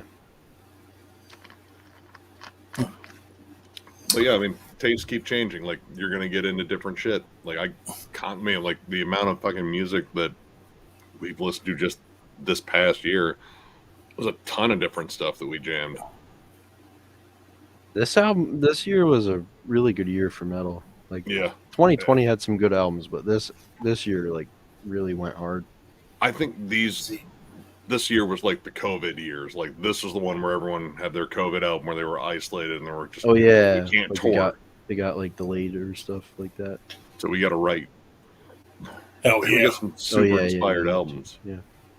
Hypocrisy also, that's definitely way high up there. That's a solid album. Like, it was close. If I did like a top 50, that probably would have been on there because that album whoops ass. Hypocrisy has written a lot of whoop ass albums. I think Trivium's new album is probably my album of the year. That's pretty solid. I mean, Shred and I reviewed it, and I was like, honestly, like, because we kind of went, I was like, all right. I mean, I haven't listened to it in a while. I don't know. But, like, listened to it, I was like, this is pretty good. Yeah. I totally get your guys' thing about, like, the dramatic choruses, but personally, they don't bother me. But yeah, I could definitely see how somebody would think it's a bit too much. Like a bit too dramatic. You can see them on the horizon, too. Like, oh, here it comes. Here it comes. But, like, usually after that, I was like, all right, we'll get a killer bridge, and then we're going to get some fucking wicked lead trade-offs. Yep. Might get a blast beat thrown in. Yeah. Honestly, it's pretty solid. There's some fucking tracks that are, like, just flat-out rippers. Yeah. But I like how you can pick apart. I like how you can pick apart Matt and Corey with their soloing, too. Oh, yeah. Like, Corey's more shreddy, and Matt kind of has, like, a slower feel. Yeah, the nuance, like, let's bend that note a little bit and make it all sexy. Yeah. It was a solid album. I didn't think it was going to be a year-end one, but I definitely did like it. Like, and I wasn't necessarily expecting to, which I do like albums that surprise me. Like, it's like, hey, you know what? I didn't think I was going to like this, and you know what? Gonna eat my words. It's good. Yeah. Fear Factory's new album is really good too. I know it's bittersweet because of how good it is, and now Burton's. I don't know how they're gonna do without Burton. I can't even imagine that band without Burton. Yeah, like he's their singer for 30 years. You can't just replace him. And that's another guy. Like, love or hate his vocal style. He's a huge part of that sound, and even in terms of like writing all the themes and everything too. Like, a lot of the whole man versus machine sci-fi stuff, that was a lot of like him writing all that stuff down, and it really worked. Like, he really thought out those lyrics, and in terms of the albums having different themes within that main theme, he did a great job there. Yeah. Well, that's an older album. I'm just reading the comment section. What are your thoughts on Flotsam and Jetsams when I can't talk. When the storm comes down? I don't know if I've listened to that one. It's a good album. I still need to get more Flotsam and Jetsam. Oh man, their newest album was good too from 2020. I did get that one. It is good. That is a good thrash album. What's it really like? At Winter's Gate, Sons of Northern Darkness. God, dude. I mean, those are two of my go-tos. Shit looks like it's lagging. What's the other question here? Garage Inc.'s cover album Metallica. It's okay. I mostly just wanted the old covers. That's why I got it. I wanted Fred Fan, Stone Cold Crazy. Their Merciful Fate medley thing is really cool. I didn't mind the Sabracadabra one either. There's some good covers on there, but their cover of Tuesday's Gone, I think, is not too good. It's very long-winded. I don't know. I just.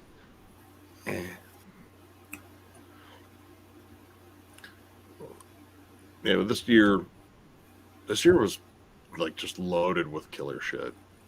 This was actually one of the hardest years I had in terms of making a year-end list.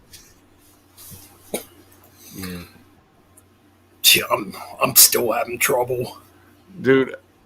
I mean, I said it, I was like, all right, I gotta stick with fucking 40. I've been doing 40 for a while now, and then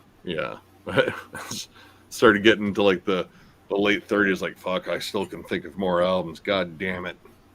Because there's still quite a bit I haven't heard yet either. It's like, god damn. Yeah, me too. There's a lot of stuff I should check out. Like, I know, which is really weird because in 2020 I was constantly listening to stuff, but then again, a lot more thrash came out that year, and me being more thrash guy. This was definitely a quieter year for thrash. Like, I mean, Enforced was on almost all of our lists. That album Kilgrave whoops fucking ass. It's a kick-ass album. But I mean, you still had Exodus.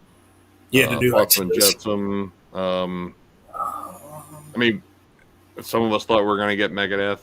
Surprise, no Megadeth. Yeah, it was just kind of quiet. And honestly, up until like the end of the year, it was quiet on the Doom front, too.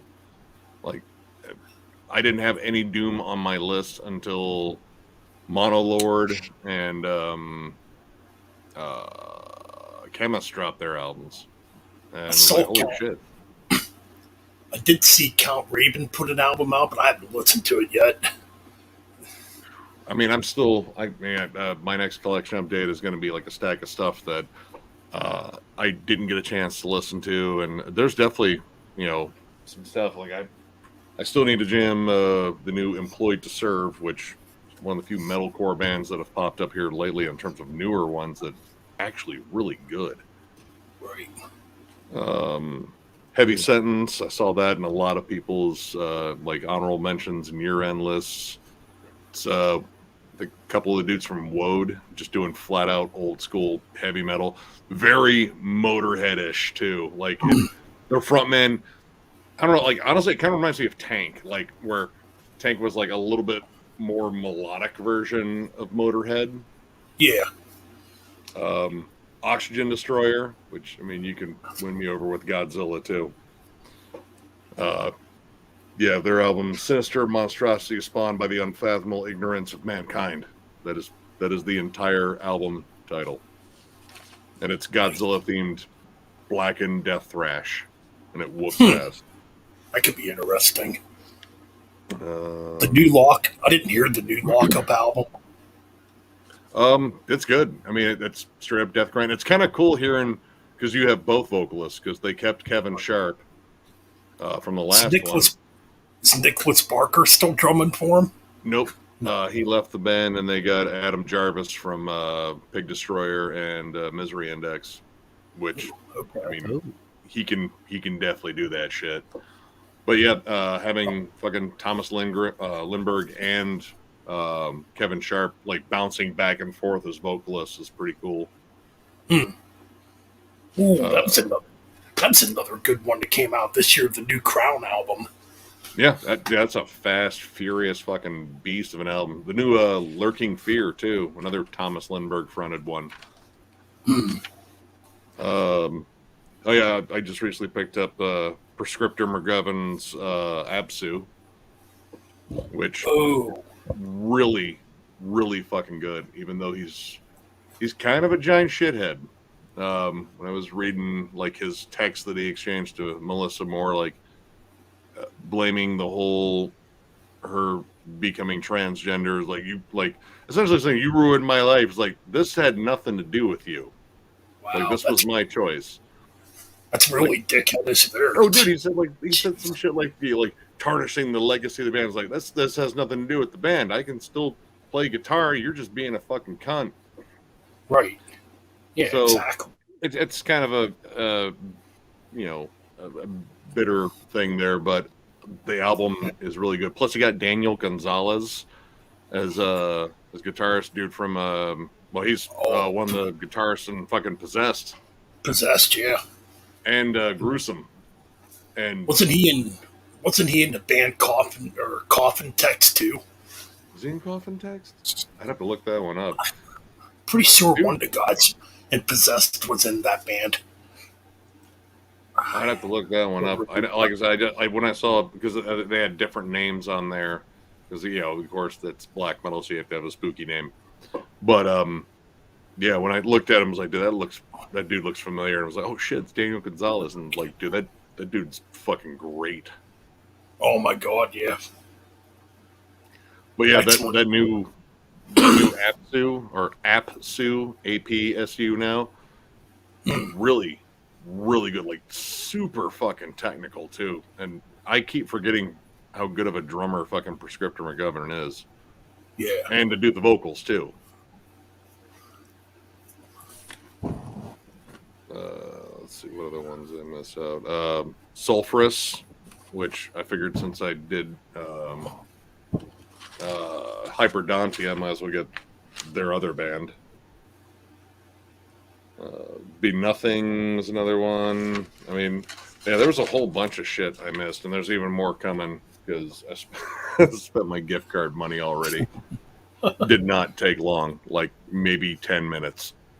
I mean, my cart might have been full already. Yeah, it usually doesn't take long, especially when it comes to purchasing metal. Oh, James. Oh fuck! What the hell's the damn name of that album? Extremity. Yeah, that's the one with Marissa Martinez and Aesop Decker, and I think some of the other guys in there are from other bands too. Yeah, they broke up not too long ago. They only put out an EP and a full length, and they were both just disgusting old school death metal, like just dripping with grime. I mean, pretty much what you expect from $20 Spin as far as death metal. Right.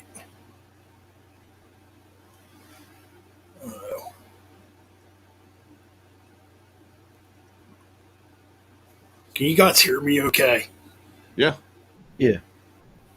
It just seems like my internet's moving slow. I mean, I've seen your video like pause for a second, but your audio has always been like super clear. Okay, good. Just making sure. Yeah, there was a lot of shit. So I'm looking at all the other stuff. That Cryptosis, that's another thrash metal album that was pretty solid this year too. Yeah, I can't really think of a lot of thrash that came out this year. So it was a little. Yeah, Coffin Birth was the full length. That's a fucking killer album. I think their EP I think was called Extremely Fucking Dead. Extremely Fucking Dead. That makes a statement right there. Hell yeah, it does. Great title. Well, Dead Heat, that was another thrash metal album that came out this year. World at War. It's a lot of I would say suicidal worship. Like there's a fierce like suicidal tendencies vibe to that, like crossover thrash, a little bit more funky. Which I like a lot of stuff like that.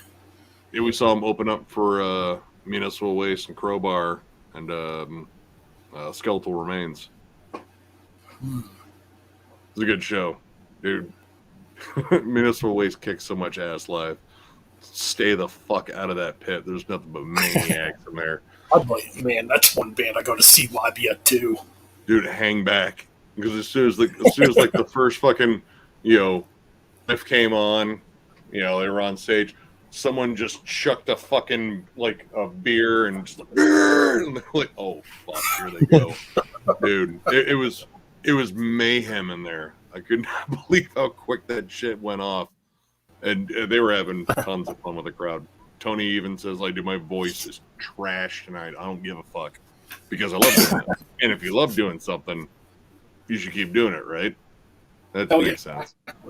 Yeah.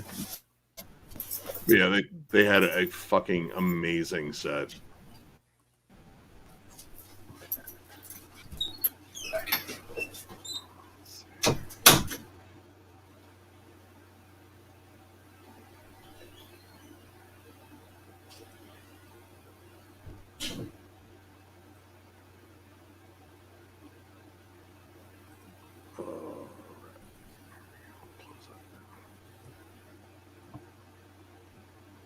Hey, what's up, Frederick? Oh. So do you have a channel of your own too? Yeah, I mostly just stream games on there, but every so often I do like album rankings. So I'm sorry, I try to keep up with the people that comment on the videos, and I haven't had a chance to actually go through here lately since I'm not the one responding to all the comments right now because it's everyone else's videos. But yeah, I'll have to check yours out. How long have you been doing this? I had a channel. I started the channel in 2016, and then it got deleted, and then I started a new one in 2019. Yeah. It got deleted for some bullshit reason. I didn't do anything wrong. I guess YouTube just had an error or something. Dude, I've had, let's say what, I had it was last year, we had 1,000 subscribers disappear. Literally, I looked at my phone, I was like, dude, we just lost 1,000 subscribers. What the fuck did we do? Well, I think there was that subscriber glitch that happened, I think, a few years ago, right? Yeah. Then, when I looked at the analytics and shit, it had this whole blocked out area in terms of video views, and because we lost views too, and all that shit. It's like, wait, how people unwatched our shit? Is that even fucking possible? Yeah, they went back in time and stopped themselves from watching it. Well, fuck. Someone quantum leaped us or something. Yeah. But I think those problems are still happening on YouTube too. It's weird. YouTube is so screwed up. It's so fucking stupid that they would remove the dislike button. Yeah, no. That's real stupid. I agree. And I can still see all the dislikes. If I look at our YouTube content, because I know there are going to be some, because there's people that just don't like me. Before, if you were having a problem with something and you wanted to look up a tutorial, if you see one that has the shit ton of dislikes, that one's not good. But now you got no idea. Yeah. So, but I mean, maybe it's the fact that they were cracking down on shit. It was like, well, there's a lot of people that will just say, go out and dislike this video and just dislike bomb it. And yeah, there's people out there. Yeah. I mean, there's people out there that do that. I was, out of morbid curiosity, I was looking up worst YouTubers, the biggest shitheads out there, and I mean, a lot of them are giant shitheads for fucked up reasons. Oh yeah, they were showing their dick to fucking 15-year-olds and shit. Yeah, but just looking for ones that just have toxic, personality traits. I want to make sure I stay away from that because that's not me. Yeah. And I hate people that do that just for the sake of I just want to get views, so I'm going to talk shit. It's no, I'm just going to state my opinion, and that's mine. That's it. It doesn't have to appease everybody. I'd rather it didn't, honestly. I don't want people to yes, we do whatever you say. No, don't do that. Form your own. If it conforms with mine, cool. If it doesn't, that's cool too. Yeah, I've definitely seen that. YouTubers, a lot of their fans will just agree with anything they say. Yeah. You don't have to agree with everything the person says. No. Absolutely not. Yeah. Not at all. I wouldn't expect anybody to agree with everything I say. Yeah. I mean, yeah. We all think differently. If they did, I mean, what the hell would we talk about? Like, this album's cool. Yes, it is. I mean, okay. Yeah. I guess we're cool here. We're done. There's nothing you didn't like? No, because you didn't. All right. Yeah. What if I change my mind? I changed my mind too. It's like, what's the point? Exactly. Yeah. Yeah. I mean, we all this like album sucks now. Oh yeah, it does. Never liked it. See, I It's like like me. fact. It's like me. I like a lot of power metal too, and I know Necrotic Nick don't like a lot of power metal. So what? Who cares? Fuck your wizards and dragons and bullshit. Hey, those wizards and dragons are cool, man. Take that shit back to Gondor where it belongs. But yeah, that's kind of the beauty of it. You get like, that's how like wide fucking metal is too. That's why I like it. You get different kinds of fans and shit. Yeah. Right. I mean, I try to be as well rounded as possible, but I mean, there are limits. Like there's certain things I just don't get into. But I mean, I still am willing to listen to it and form an opinion on it. And I'll even say, like, listen, this isn't usually my wheelhouse. So if I do like this, it definitely did something to impress someone that doesn't like this shit. So right. I think it's kind of bullshit how like whenever an album comes out, people look up reviews, and if somebody didn't like it, then they just dislike bomb the shit out of it and leave really bad comments for no reason. Like, I think our most dislike videos, names like a 5-year-old. Dude, I don't dislike videos at all. Like, I don't either. I don't think I might have thumbs down like one video, like in the entire time I've been watching YouTube. Like, it just feels petty. Like, if I don't like it, I just won't watch it again. Exactly. Yeah, that's true. That's the way I look at it. Diversity is disagreement. I'm not, whatever. But I mean, I know we had some super disliked videos, like that corn review we did forever ago. That one is easily our most disliked in terms of the like to dislike ratio. Might be hovering at like 50%. Like, so corn, when you said? Well, we didn't. I give it like 2.5 stars. I didn't like it, and people didn't like that I didn't like it. Yeah. So, see, whenever I see a review of somebody that like doesn't like an album that I like, I'll usually leave a comment and say the things I did like. And even sometimes, like, for example, your guys' review of In the Court of the Dragon, like, I could see how somebody wouldn't like the overly dramatic choruses. Like, there's no reason to be like an immature, like, child about it. No, right, exactly. I agree. And generally, we don't get that very much, but I mean, it does happen. Like, you're gonna run into that shit. Like, this album's awesome. Go suck your mother's dick. Like, wait, what? Yeah. But dude, like the 6 Feet Under one, holy shit, dude, that was kicking a hornet's nest. But I kind of knew that, especially that was my idea for that thumbnail too. It was like, let's not even hide it. Let's not this even hide it. Fucking sucks. But yeah, dude, every 6 Feet Under fan, man, dude. They were doing their best to like shit on us left and right. It was like, dude, this is fucking hilarious. Really? I don't know how you could defend that fucking travesty of an album. Dude, yeah, for real. How can you defend it? See, you get Uber fans. You get Uber fans that, they don't see that band as having any bad anything. Like, all right, like the new Iron Maiden, very, very divisive with some people. Mm-hmm. I thought it was. Don't really care for it. Dude, I thought it was boring. It was really boring. That's what I thought. But holy shit, dude! The Iron Maiden fans I think mostly me have it, since I had it a little bit lower than everyone else. But Yeah, I was like, if you don't, if you love it, you love it. If you don't love it, you love it. Like, I thought it was just kind of boring. Not every song needed an acoustic intro and an acoustic outro, and there are good songs in it. I mean, Hell on Earth, great. Strategio, I think is awesome.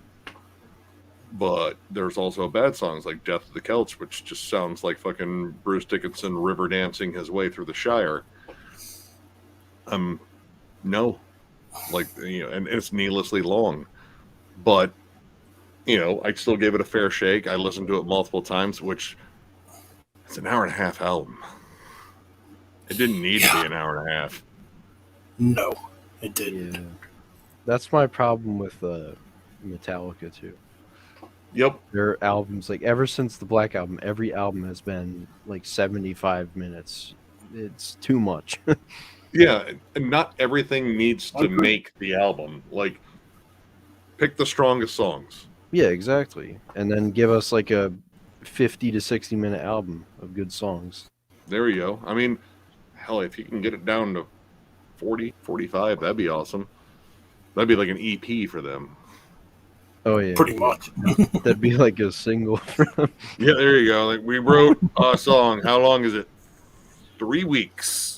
Get fucked. I'm not buying it. Yeah. Or you could do it with the Psycho Sinner, whatever. Oh my god! 9 albums, and each one is as worthless as the next one. I feel bad for the Metal Meltdown. He actually fucking listened to all of them. Dude, I thought about it, but I also thought, all right, 9 albums, like 40 minutes apiece. I want to kill myself after one. That dude's fucking hilarious. Dude, one of my favorite videos is him doing shots for all the fucking comments he got on Iron Maiden. Like, it was like, all right, anytime anyone said up the irons or, well, you're too young to actually appreciate it. And of course, any personal insults, which he got a ton of them. Oh, I didn't see that one. Dude, it's hilarious. Is He it got still drunk. up? I'll have to watch it. Oh, no, he got drunk. Like, he I managed imagine. to, he put down an entire, like, almost an entire bottle of vodka. Holy shit. By the end of it, it was like, all right. vodka too. like each shot just kept getting. It was like, you know what, fuck it, we're gonna put some more in there. That one was absolutely hilarious. But the fact that he listened to all 9 of those albums, that dude's a fucking trooper. I couldn't do it. I didn't want to. No. His review of Nightmares of the Decomposed is awesome too. I love that one. Yep, I saw that one too. Oh my god! I mean, we definitely shared the same sensibilities on that one. Because it's like, dude, fucking why? But even the cover of that album looks cheap. Like just go to Spirit of Halloween and grab the fucking phone. There's actually a. I don't know if I'd be able to put it in here or not, but they had a more brutal cover and it got censored recently. Like the original cover was supposed to be, you could probably find it. The original cover was supposed to be like a bunch of dead bodies with all this gore everywhere. It still looks kind of cartoony, but it's at least better than the final one. Still a bad album. Oh yeah, nothing can save it down. You should, they should have just put a fucking toilet on the goddamn front of it. Yeah. Yeah, there you go. There you go. With a big fucking turd in it. Yeah. Let's see if I can find it. Nope. Nightmare of decomposed and the shit still won't decompose. Oh my god. I'm just getting way too many pictures of fucking Barnes and his turd locks. Oh, where the Good lord. Hold on, I found it. I don't know if I'd be able to. Oh, private chat. Let's see. See if this link works. Yeah, there it is. Fucking message here. That was supposed to be the original cover. Alright, let's see here. Look at that. Still kind of bad. It still looks. Yeah, yeah, he used the shot in. Yeah, this was in one of the music videos, I think. Yeah. God, was it The Rotting? God. I'm still kind of thankful for that moment because that was a great laugh. Like, that was a life-affirming laugh. Like, I almost peed a little laugh. It was, Well, like you guys said, based on comedy alone, that album's like an 11 out of 10. dude. Yeah, dude. And like Ren was like, man, I don't want to be mean, but wow, I don't have anything good to say about this. Like, this fails at every conceivable level. Yeah, that's kind of impressive, actually. I'm sorry, Chad. I forgot to say hi to you guys. Like What's up, James? What's up, Frederick? Hopefully, this was like a big prank, right? Of an album. Like, there were people saying, like, all right, maybe they're just trolling. It was like, okay. And that's the best troll ever. Yeah. All they're doing is, like, destroying their reputation, I guess. Someone, one of my favorite comments, it's the darkest, meanest one that I think I saw, was someone said the only thing Chris Barnes is doing with this album is decreasing the value of his obituary. I was like, oh my god, dude. Oh, shit. That is savage. Dude, it's still one of my favorite fucking burns. Like, dude, that is just fuck. Wow. Yeah.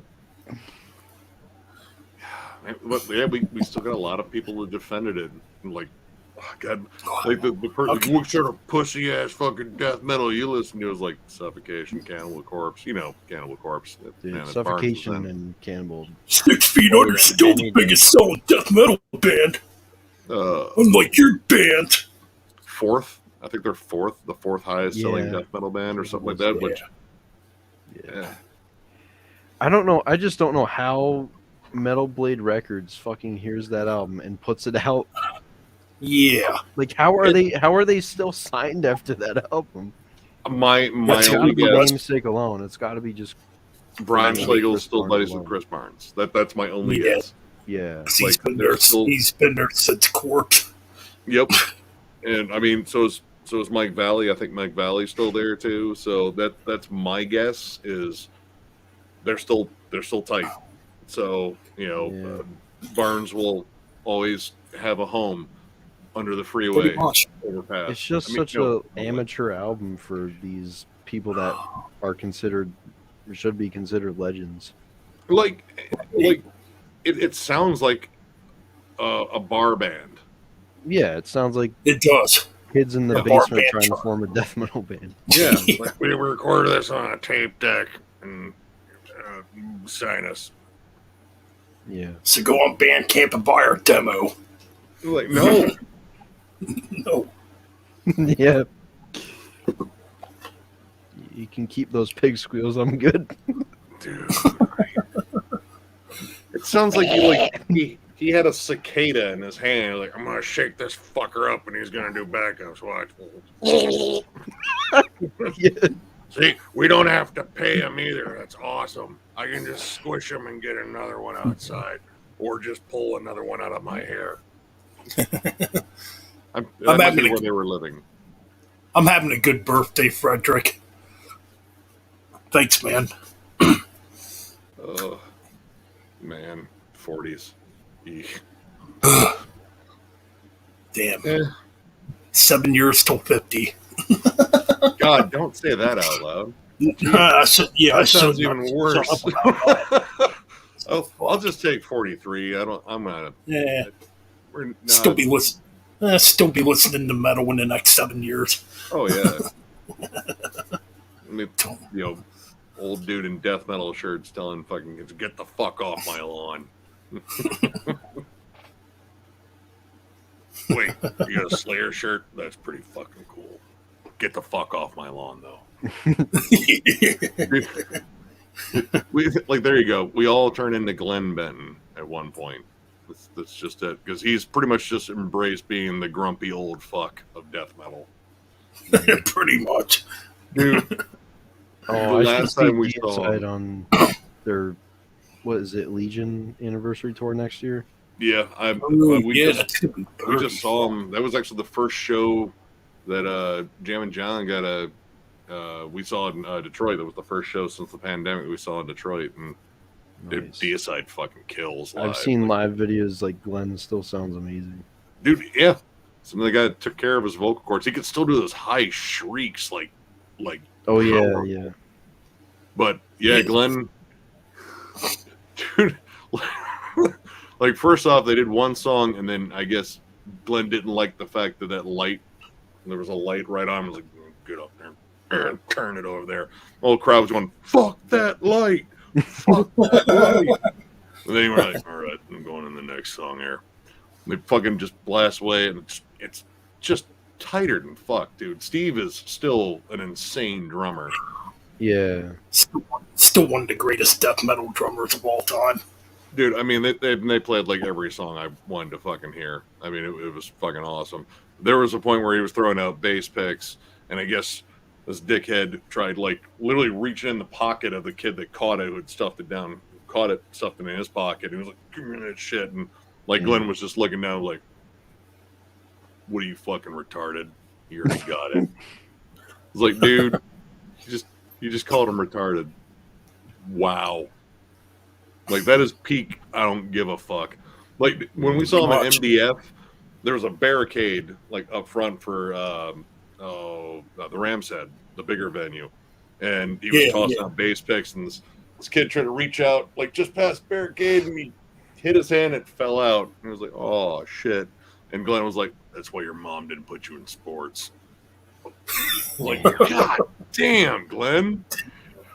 Just have a little mercy. Kid's probably bummed out. Fuck.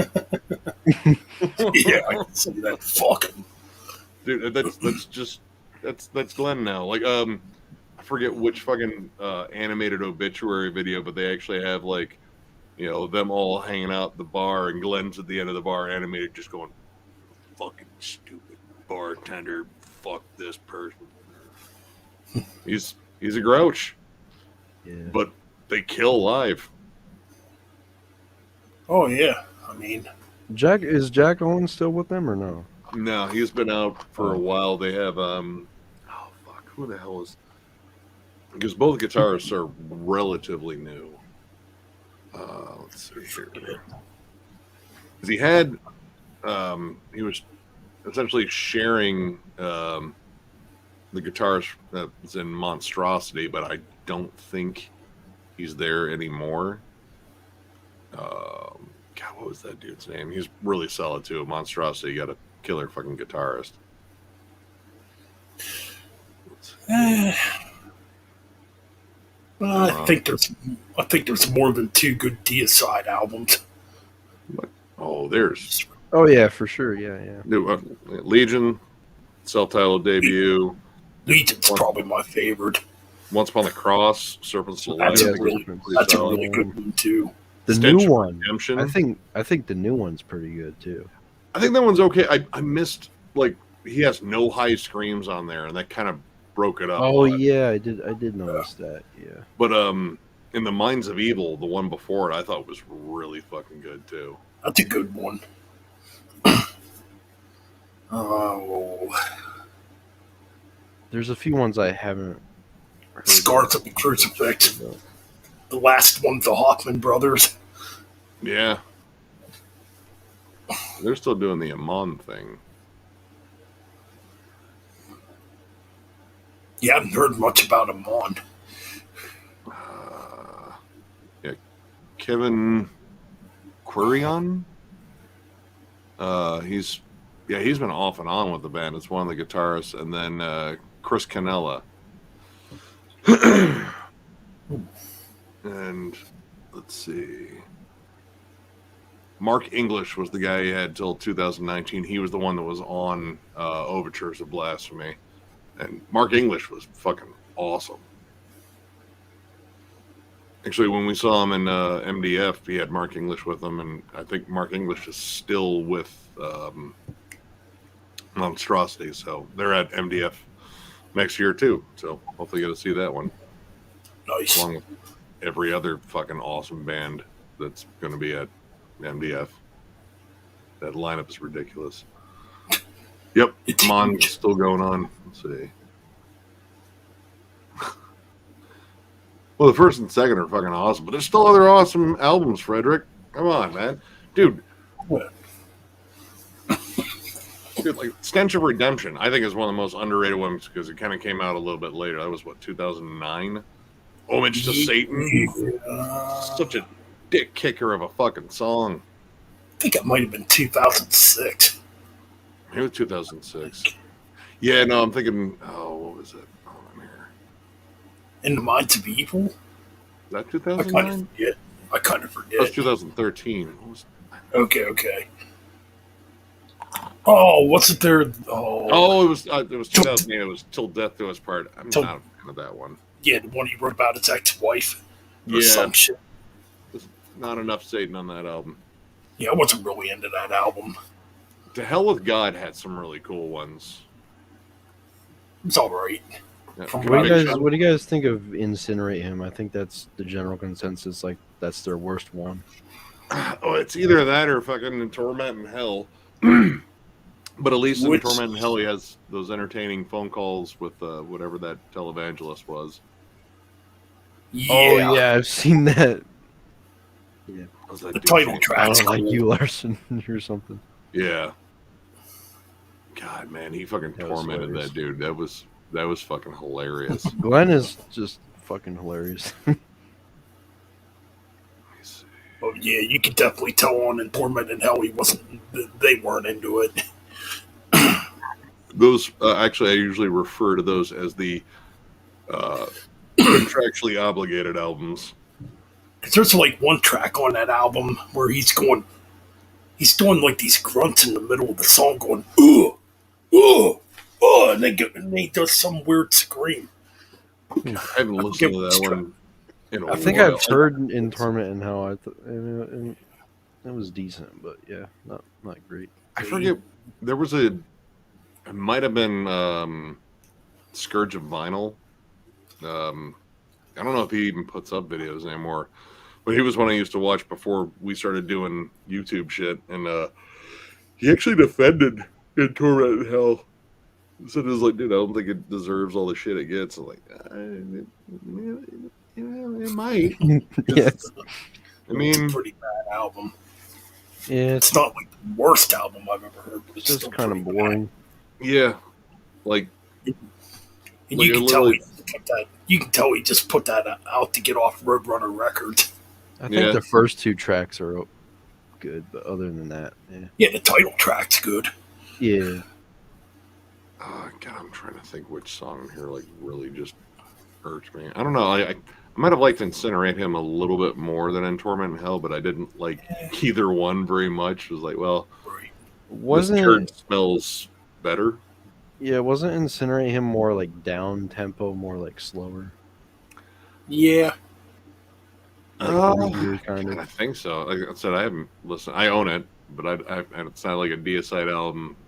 Go for it. Like, I want to listen to. Nope, I don't want to listen to that. I'm just gonna put on Legion for the 1000th time. Yeah, that's usually my go-to album. Dead but Dreaming. Yeah, that's a good one. Fucking love that song. Satan Spawn the Cacodemon. Dude, when he does that live, dude, he's like staring. He's like stares up at the ceiling, and his eyes look like they're rolling back. It was like, I mean, presentation is everything. Yeah, the light will catch his nice little upside down cross so perfectly. Yep, we get it, Glenn. You're still evil. Oh shit! All right, I'm actually gonna head off here because it is 3:00 in the morning. I didn't realize it was getting that late. Yeah, dude, pleasure bullshitting with you, Josh, man. Those, solid, dude. Yeah, it was cool talking with you, man. Big fan of the channel, dude. And Metal Ben, once again, happy birthday. Welcome to 43. Shout it ahead. It sucks. Well, take the most out of it. We're crotchety old fucks. You know? Right. We transition from young and pissed off to old and bitter. Old and bitter. There you go. Old metal fuck. There it is. Be an old metal fuck. All right, guys. I'll catch y'all later. Thanks for having me once again. See you, man. Peace. All right, thanks, Nick. Peace. Yeah, man, I think I'm gonna end the stream to be honest. All right, man. That was cool though, man. A lot of fun, dude. I had a blast. Yeah, Oh, yeah. I'll have to jump on these more, man. That was awesome. Definitely. Good time, man. Yeah. Thanks to everybody that stopped by. Y'all fucking rule. And 2022's coming up. You bet your ass there's going to be a lot more cool shit coming. Hell yeah. So, anyways, for those of you out there who are not subscribed to Josh Dominus, go sub to his YouTube channel. I'll let him tell you the link of the channel right now. Thanks, man. Oh yeah, I'll just throw something in the chat real quick so you guys can click on my channel. It's just my name on here, the Just Joshing. I also have a solo metal project called Morticide. I'm in the process of re-recording my debut album, One with the Darkness, right now. It had all programmed instruments, so I'm doing real instruments this time. It's going to sound a lot better. It's going to be badass. Yeah, man. I Oh, hope yeah. to get it out on the 13th of May. I got 2 singles out already, the re-recorded version of the title track and Fake Religion, so go check this out. Re-recorded version of Dark Thoughts will be dropping Friday. So, yeah. Fucking right. Check it out, guys. Subscribe. He's a cool dude. We've known each other for about 4 years. So yeah, it's crazy, man. Hard to believe, yeah, because I think we first came across in 2018? Probably 2018. Yeah.